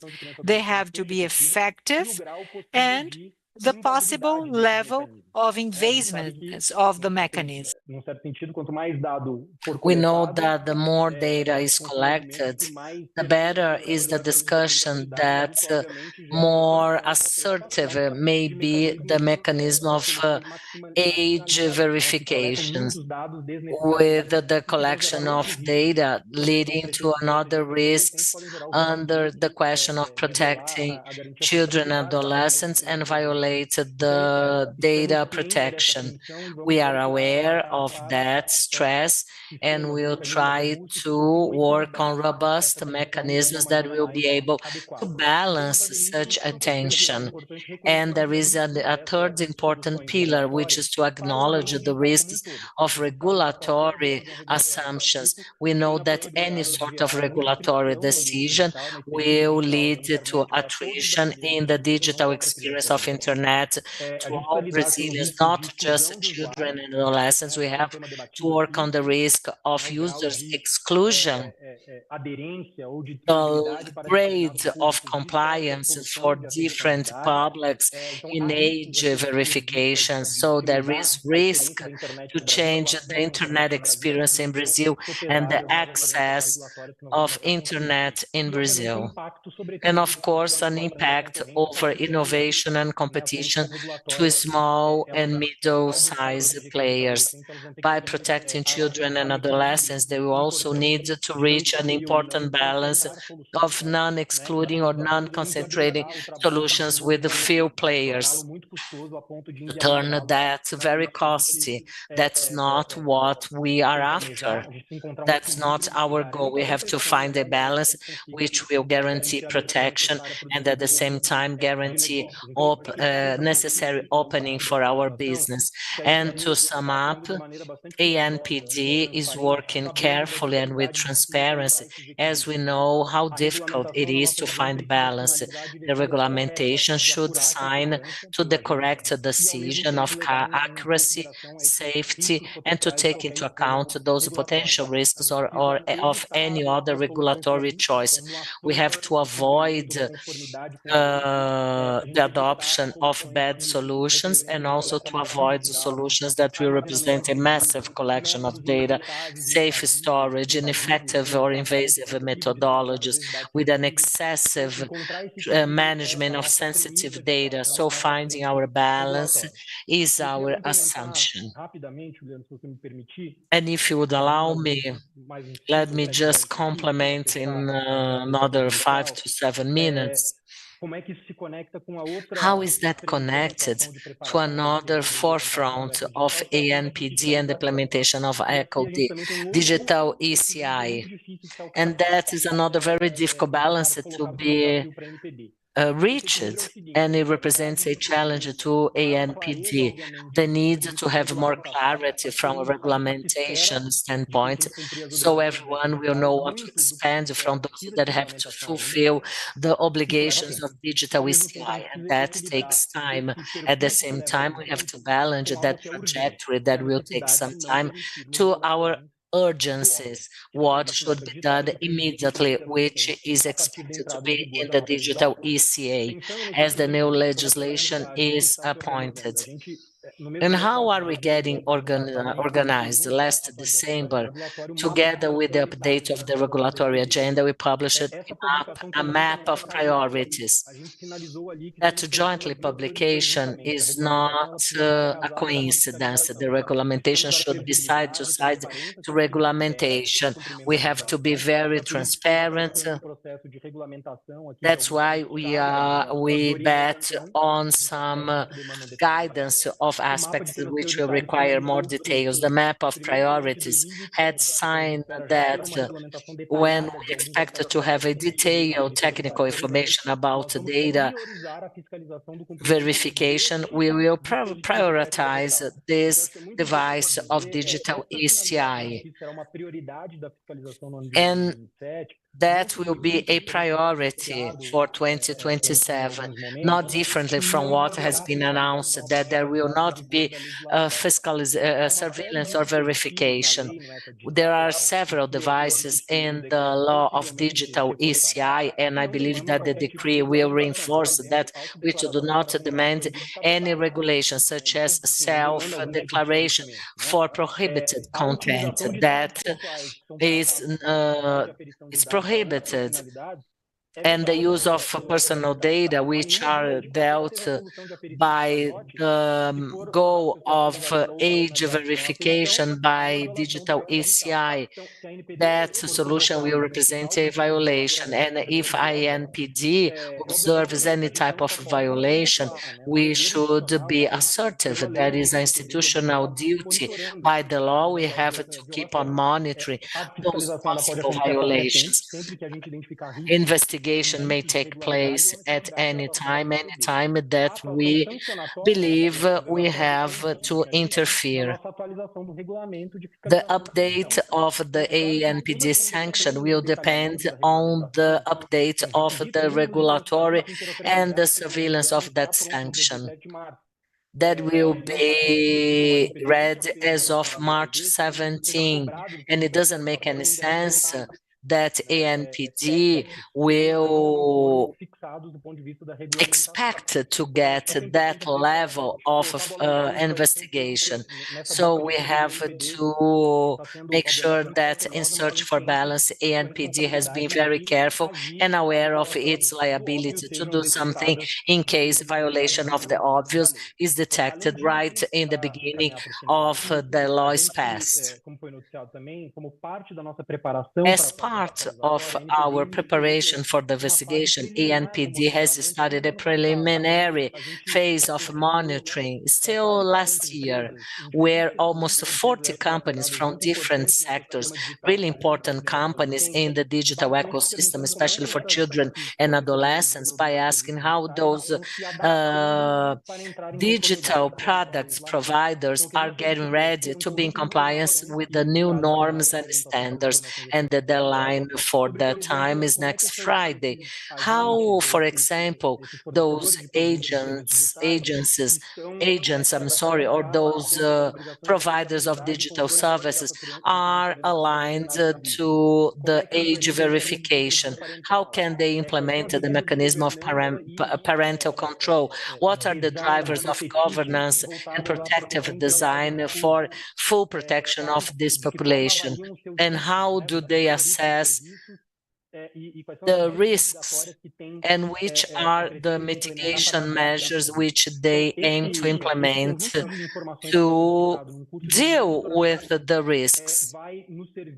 This set of information will work as a picture of the current situation once the law is passed, which will let us know about the knowledge about the markets, and also to allow to identify the main challenges in compliance and to be able to add compliance to those that somehow are far away from what is mandatory by the legislation.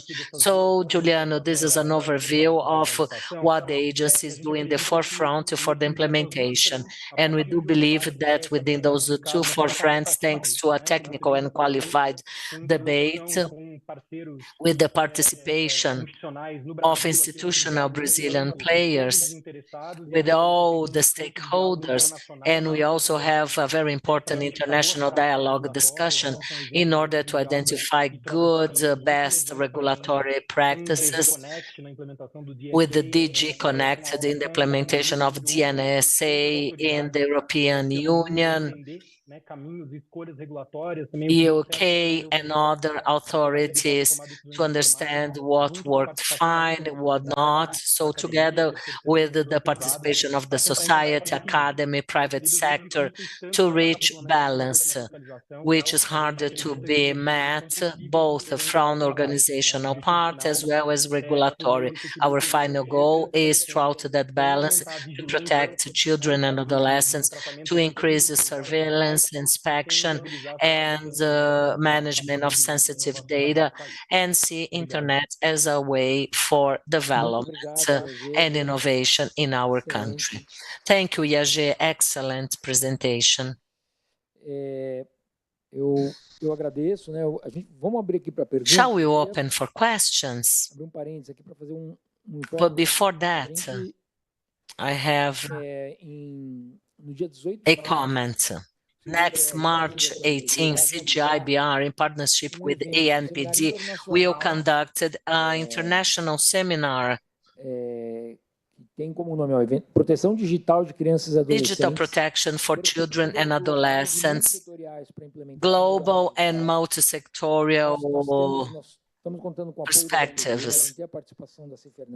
We will have the participation of Safernet, ANPD. We will also have the participation of Phil Cruz, where we're going to have a panel about mental health and with children and adolescents. Sonia Livingstone from the London School of Economics, Tony Allen will also be present. Tony Allen is from Age Assurance Technology Trial. And today, I was just told that we are opening registrations for that seminar that will be conducted in partnership with so many people. Palestrantes do mundo todo. With international guests, Nora Provon from OECD,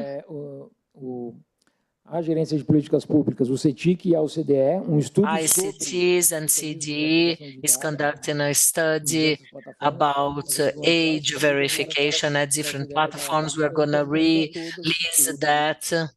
OCD will be present, and you are all invited to enroll yourselves. Pela sua excelente palestra. Eu anotei aqui monte de perguntas, mas eu ia vendo a fala do IAG, ele foi respondendo a todas as questões. Eu não sei se vocês têm. I had a number of questions, but IAG has already answered most of them during his talk. Tiago wants to ask a question in the mic, please. I will read, it's a question from YouTube. Someone who is joined us remotely, Maria Lúcia. Guidance would have a normative value applied by the regulatory agencies. With the digital ECA, how can ANPD implement the technical challenge of dark web? Are we going to have guidelines for a proactive monitoring of the leakages? And another question, digital ECI is strong enough to force companies to include the security by design, changing the framework of the security, or the emphasis will be more in the data consumption? Well, first of all, on behalf of Safernet, I would like to deeply thank you for accepting the invitation and to participate in this panel. And my question,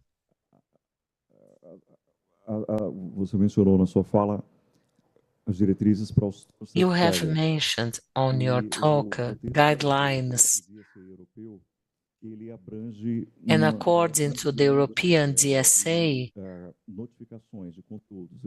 It has a huge range.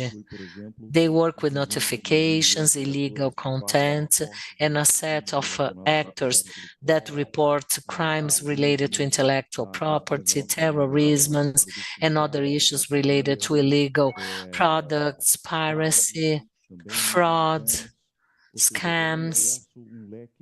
That is a range, quite a broad range. And my question is that does ANPD understands that as an activity of regulatory activity of those clusters? Or your focus would be more in another topic such as children and adolescents? I don't know if you could elaborate a little bit more on that. Com relação ao alcance da regulamentação para plataformas que não têm and reach for those platforms which do not have a legal representations in Brazil. We have cases of platforms such as Telegram, which has a base of 100,000 Brazilian users, but as far as I know, they do not have an office or a staff, or, they have maybe a law firm, and they say, if there is any problem, you go for it. So how will be the enforcement of those main players who do not have a physical presence in Brazil? Thank you, Tiago. We have another question from YouTube. Let's make a round of questions. We have another 10 minutes to go before we close. Part of children's online protections, it's due to their parents or lack of digital literacy. Can digital ECI somehow empower families in that protection? And I have a question myself. I don't know if it's quite too early to ask it, but anyway, in our workshop with ANPD and the Justice Ministry, it was raised a theme by a global executive from organization being represented there, talking about competition. He said that in some cases, in some countries, there are cases of a cut that end up privileging other companies which do not invest so much, like the UK, where they had invested so much on age assurance, but the competitors, they would not invest. And we also read some articles where platforms like Roblox and Discord in Australia, they were outside the scope of the legislations. And there are a number of lawsuits that are driven as a consequence. Well, I mean, we have a set of questions and we have 10 minutes for the replies. Please set the clock. 10 minutes, please. Thank you, Juliano, Tiago, and to those who have asked the questions by YouTube. A first question, and very concrete, about the guidelines addressed by ANPD. ANPD has published a number of guides differently from the regulamentations. The guides, they do not have the normative value to the extent to generate a sanction by not the enforcement of the text which is present at the guide. In case they do not comply with, the punishment is much more demanding. Therefore, the guide does not perform the role, an urgent role as a regulation, but we do believe in the role of the guides and with the experience we have with LGBT, to have an effect which sometimes is very similar to a regulation which does not oblige throughout the orientation to add conformity to the agents. And we are here dealing with the issues which are not very easy to undergo compliance. And the ANPD strategy is to release an interpretation about some contexts throughout a guide and to give practical examples as how we may deal with those concepts and obligations that may have a potential of guarantee and effectiveness, which is very relevant. We believe such as the digital ECA, who is in compliance with legislations. And in this first time where we have to fulfill to the law, may guarantee compliance by the related agents. A second question, if digital ECA would have any strength in relation to imply obligations or a behavioral change about the design of products and services. And I see there is an intention for that by digital ECI. There are a number of obligations and devices that they search for tasks and obligations for digital products suppliers in order to mitigate the risks of their products and services. But there is a time that digital ECA says that those suppliers will need to develop since the very beginning of the concept and development of those services and adopt by default some standards that will be protective for children and adolescents, avoiding compulsive use of our products and services in this group of children and adolescents. And that is a very important issue in this agenda of some practices that may be deleterious to our children and adolescents. Now, Tiago, about trusted flaggers, I think it's an excellent question. ANPD, the agency, has been following all these discussions with some distance, because in the institutional organizational arrangement, the role of dealing with trusted flaggers will be with the enforcement authorities. They'll deal with the evident violations involving children and adolescents. This is not a forum that we've been an active participant. In my personal opinion,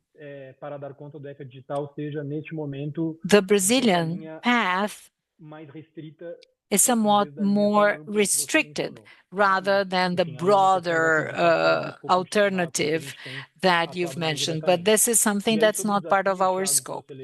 Now, concerning the challenges, which is something of concern, the reach of our scope and activity, it is for service providers and product providers not with a representation in Brazil. The law applies to all products and services which are directed to children and adolescents in Brazil or accessible by Brazilian children and adolescents, regardless of where they were located, developed, or something. Yes, the legislation has to be applied. This legal shield of no representation wouldn't be applicable, as it has been the case in a number of other cases, such as the Supreme Court dealing with social media. So we would have the necessary resources in our hand to make our decisions valid and binding, including the current decisions of the Supreme Court about the need to meet court orders involving international companies, because some of them said, well, we are foreigners, so we cannot comply with the law. Anyway, it's a challenge, but if it's posed to us, we are going to face it as we deem necessary. Finally, digital literacy or media education. The digital legislation for children and adolescents is important because it is rebalance the role of protecting children and adolescents. Before that, everything seemed to lie on the hands of families. Insurance, security of children seem to be in the hands of parents and caregivers. To really have the responsibility they have when the children access the tools. So it's a responsibility of the society at large, applying a role to the private sector. Some companies had already been doing and really supporting families, and also assigning some responsibility to the public policies and the public authorities. It does not mean that the companies no longer have a role. Quite to the contrary, for them to meet their role, they need support, education, so digital literacy, media education is absolutely essential for all the different mechanisms being brought to our ecosystem can work. Parents will be empowered through a parental supervision, but we have to instruct the society at large to tell them how it works, what it's good for. And we have to emphasize the use of the tools, what's the purpose of them, to ensure the legitimacy of them. Because if the society is not aware of the mechanisms and how to apply them, that may create some level of animosity against the legislation, and we don't want that. There is the possibility of thinking ways of creating some guides and manuals to the society at large.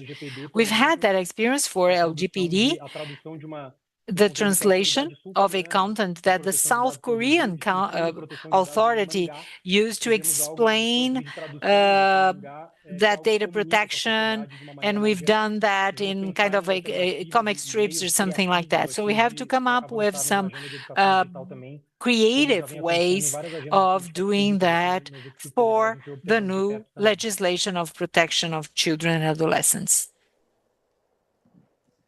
Thank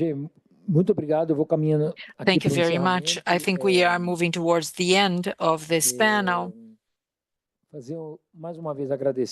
I would like to thank once again to Safernet. I would like to greet Safernet for the 20-year history.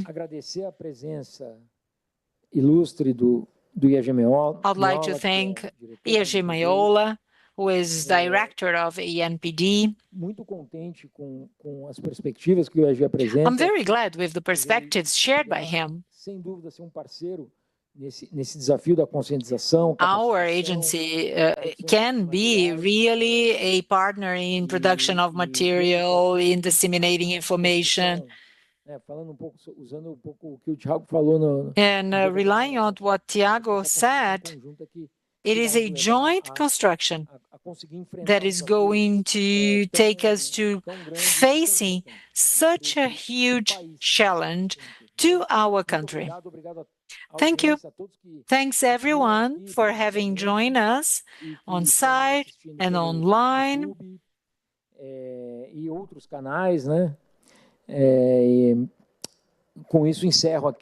And with that, I close the panel and hand it over to our MC. Mestre de cerimônia. Nossa amiga. Mestra de cerimônia. Eu sou amiga our do friend Eu tenho certeza. and MC. E que está fazendo trabalho muito bom, né? And she's doing a great job, right? Muito obrigado. Muito obrigada. Thank you very Juliana. much. Obrigada, IAG. IAG, fica Thank you, aqui com a gente, só Juliano. pra gente tirar Thank uma you, foto. IG. Vai Please no stay lado with dele, us for a Juliana, por picture. favor, uma salva de palmas Big round of pro IAG e applause pro Juliano, to que IAG and Juliano, esse painel who are com chave closing de now ouro, mas this olha, panel. não terminou ainda não, But it's gente. not over Eu yet. trago, algumas notícias extremamente importantes, I have important news to share with you. But before that, before the announcements to make, last Monday, as you all probably know, on the 9th, we celebrated 20 years of Safernet Brasil,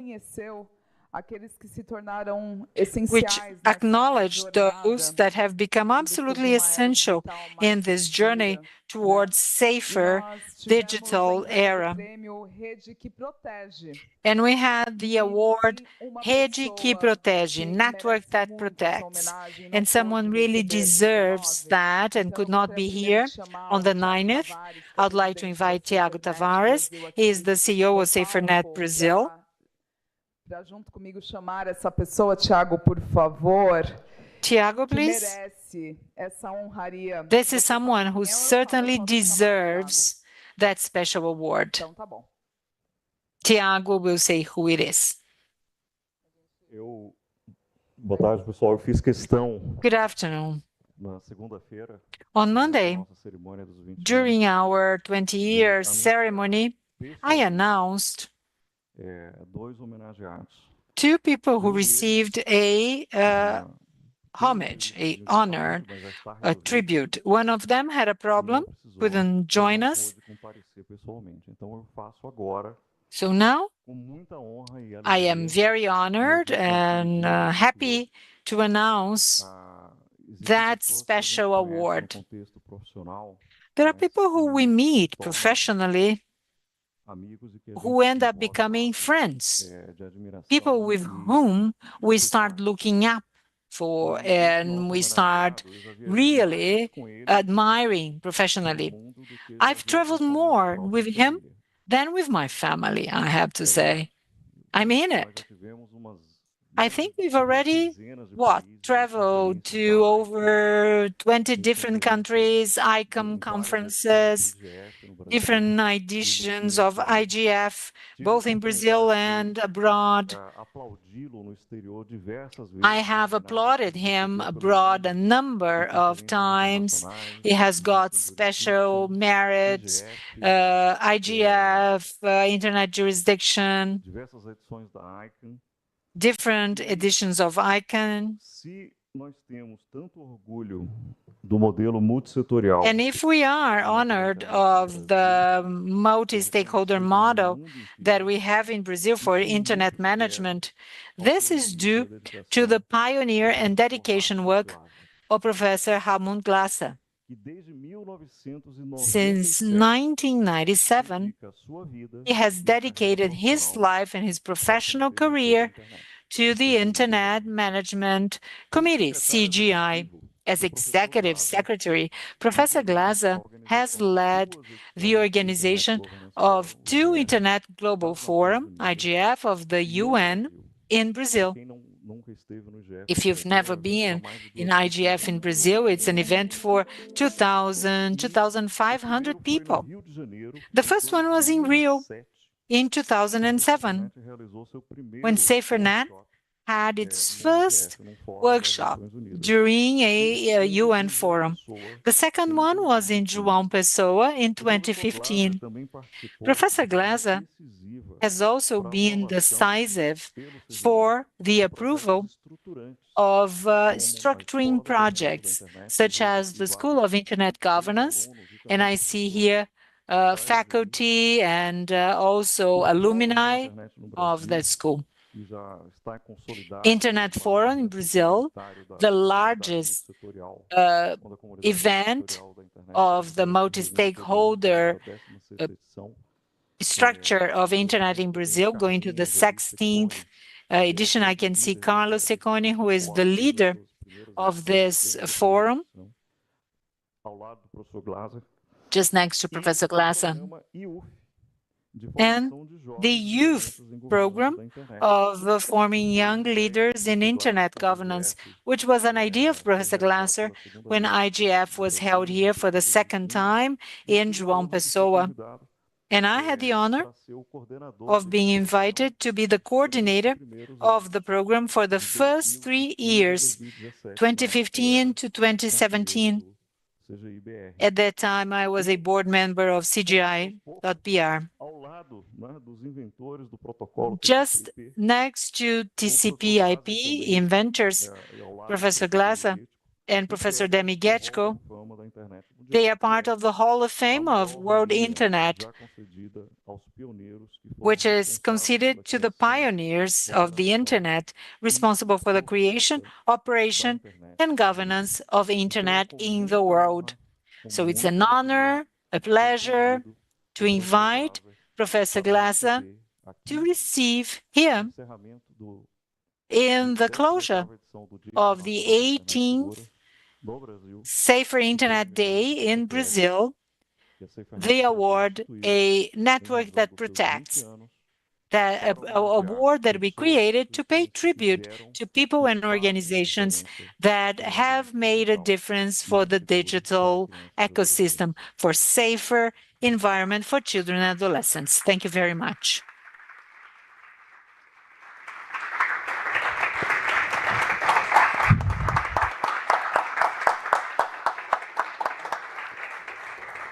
Como não homenageá-lo, né, professor Glasser? Ele que é secretário executivo do Comitê. He's executive secretary of CGI Brazil, someone who works tirelessly with Safernet Brasil as well for safer internet.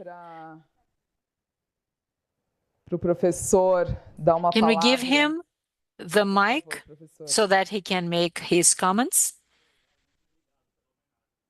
Só um minutinho, professor. Agora sim. Em primeiro lugar, muito obrigado pela homenagem. Thank you very much for this nice tribute. The older we get, the more moved we get with this tribute. I'm very close to crying, but I'm not going to do it today. But I've been part of the Brazilian internet since 1996. And if you know the history of the internet, and someone is saying, you should write it down, but maybe I'm not a good writer. In 1996, when I was part of FAPESP, we had not the reputation that we have today. It was a small group. Demi had started it some years before, and we were concerned about internet security, but more from a technical perspective of the internet network. It took us 10 years of work in FAPESP up to 2005, but then the development really got serious. We left FAPESP and moved here to the building where we are today. And we had 1 floor, but used half of that. There were like, what, 20 people. After 30 years of history, we are distributed in 5 floors, and we are over 300 people involved with the administration of Brazilian internet. If the first 10 years, we had a focus on technology, but as of 2005, 2006, when we created our own entity, NIC.br,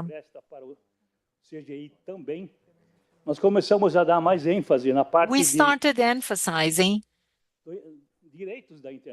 the rights of internet, let's say the human side of internet, the use of internet by users. We created the civil network, the internet, statements, it got more content. Technology has become a routine. No, it was no longer important. And then we started running some seminars, which is our FIB. Then ANPD for children protection. Yes, we've always been pioneers. We've had the privilege of identifying gaps which have been taken under our responsibility at CGI, and we've always had the support of the managing council board members, and this is why it's such an honor to be part of all these projects with ideas and inputs. After 30 years of history, and we celebrated last year in Salvador, our 30 year of CGI, making history in Brazil. As Tiago has said, we are an international role model, and this internet legal framework has become a reference. Our principles, our 10 principles, which originated really the framework, we were applauded by the UN and everyone involved. And we are now having the same experience with our multi-stakeholder activities. The Internet Society has recognized our model as being a successful one. Therefore, I feel very honored of having been part of this process. And I have to say, and I would like really to highlight that, it's not on anyone individually. Nobody can do it on his or her own.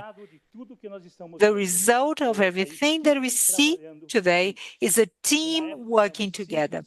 At that time, there were 5 or 6. Now there are 300. But the same spirit of unity remains in place. CGI, everyone has the same importance. Everyone is as important as the next person.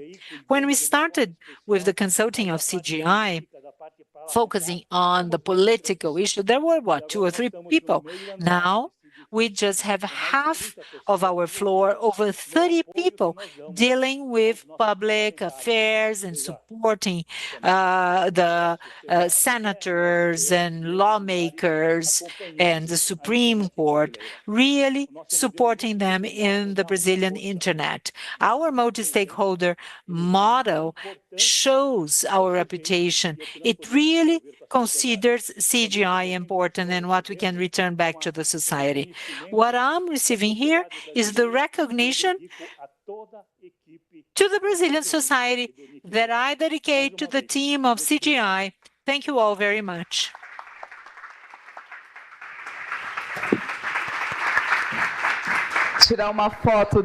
Let's please take a picture of this special moment.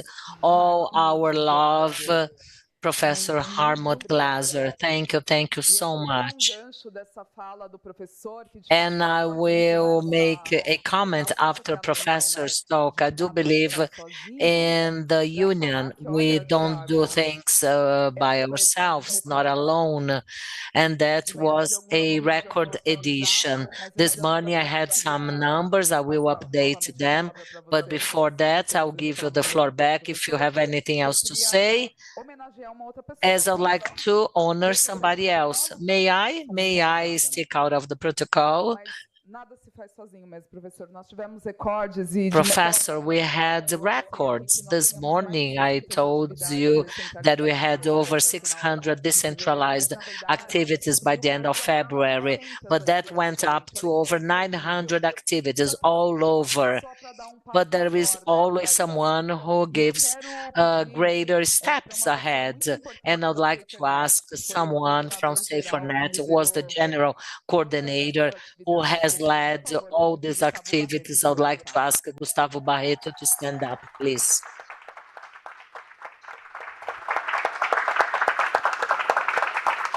Gustavo, sem você não seria Gustavo, without you, this event would not be possible, a record of the records.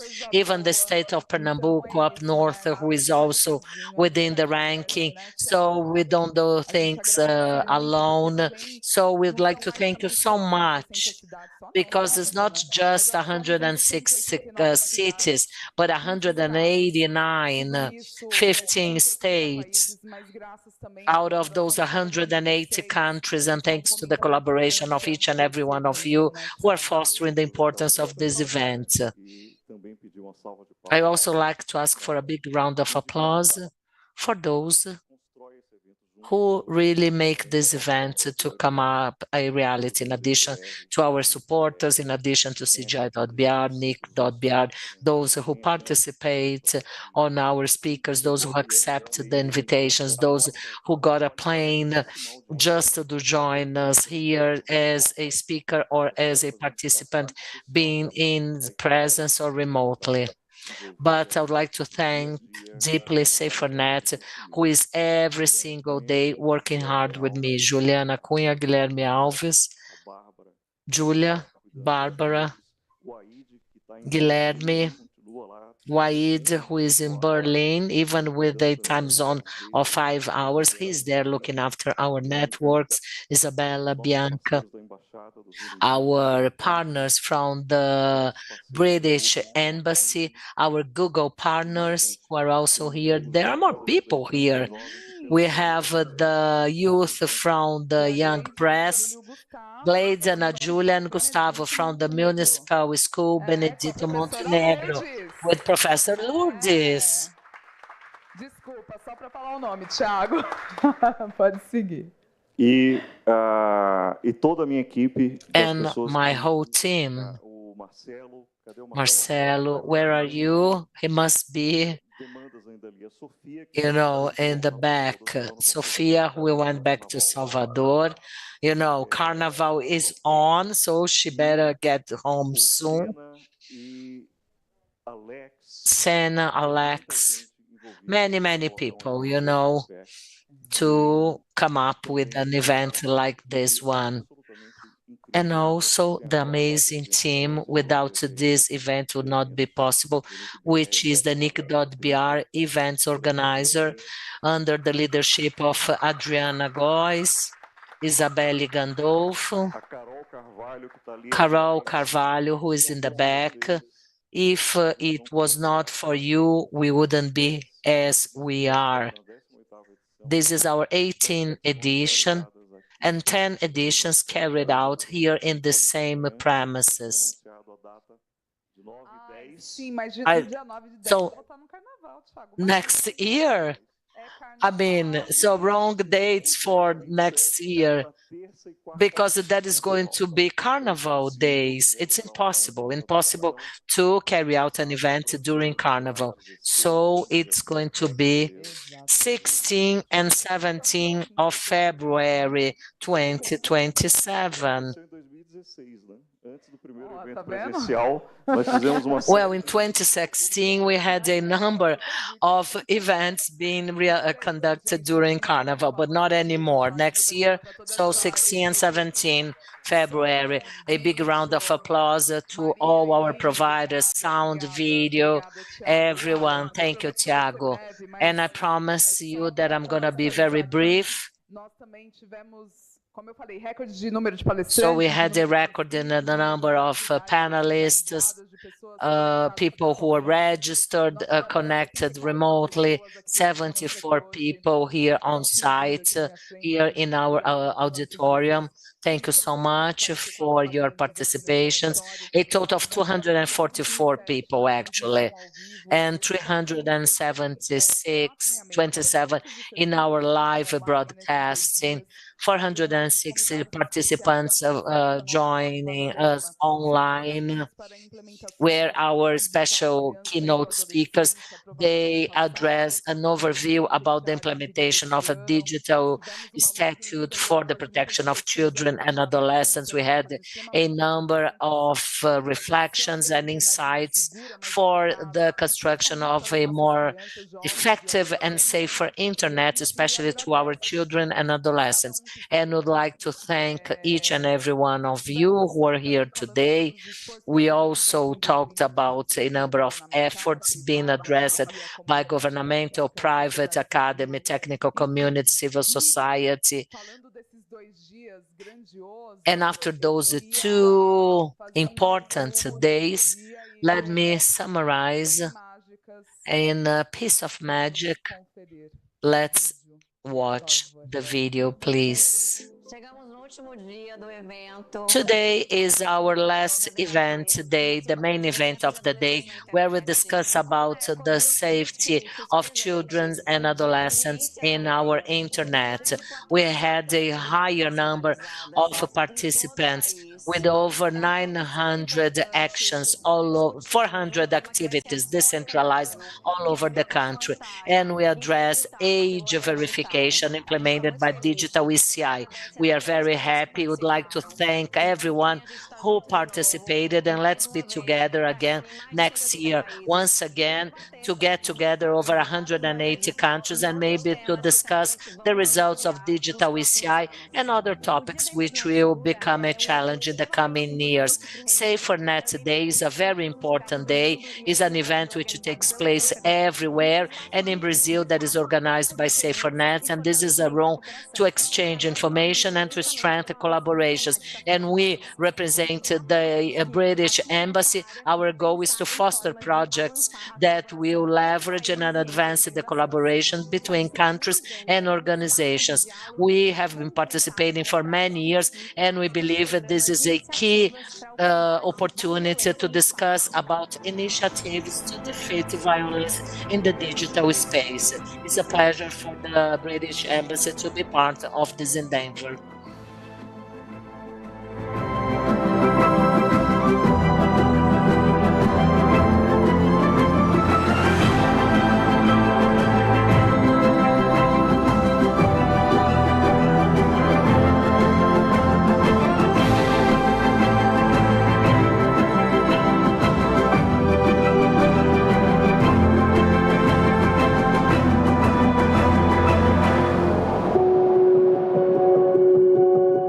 The Safernet Day event is already part of our calendar and agenda, where we address digital safety. And that is a very important event as it allows a multi-stakeholder dialogue, which is very dear to NIC and CGI.br.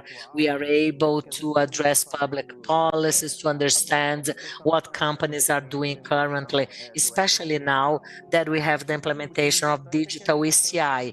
And moreover, we are also able to introduce evidences, so concrete solutions, education, materials that will help us to design a better ecosystem. So we hope to have many more future Safernet days so we can keep on this mission.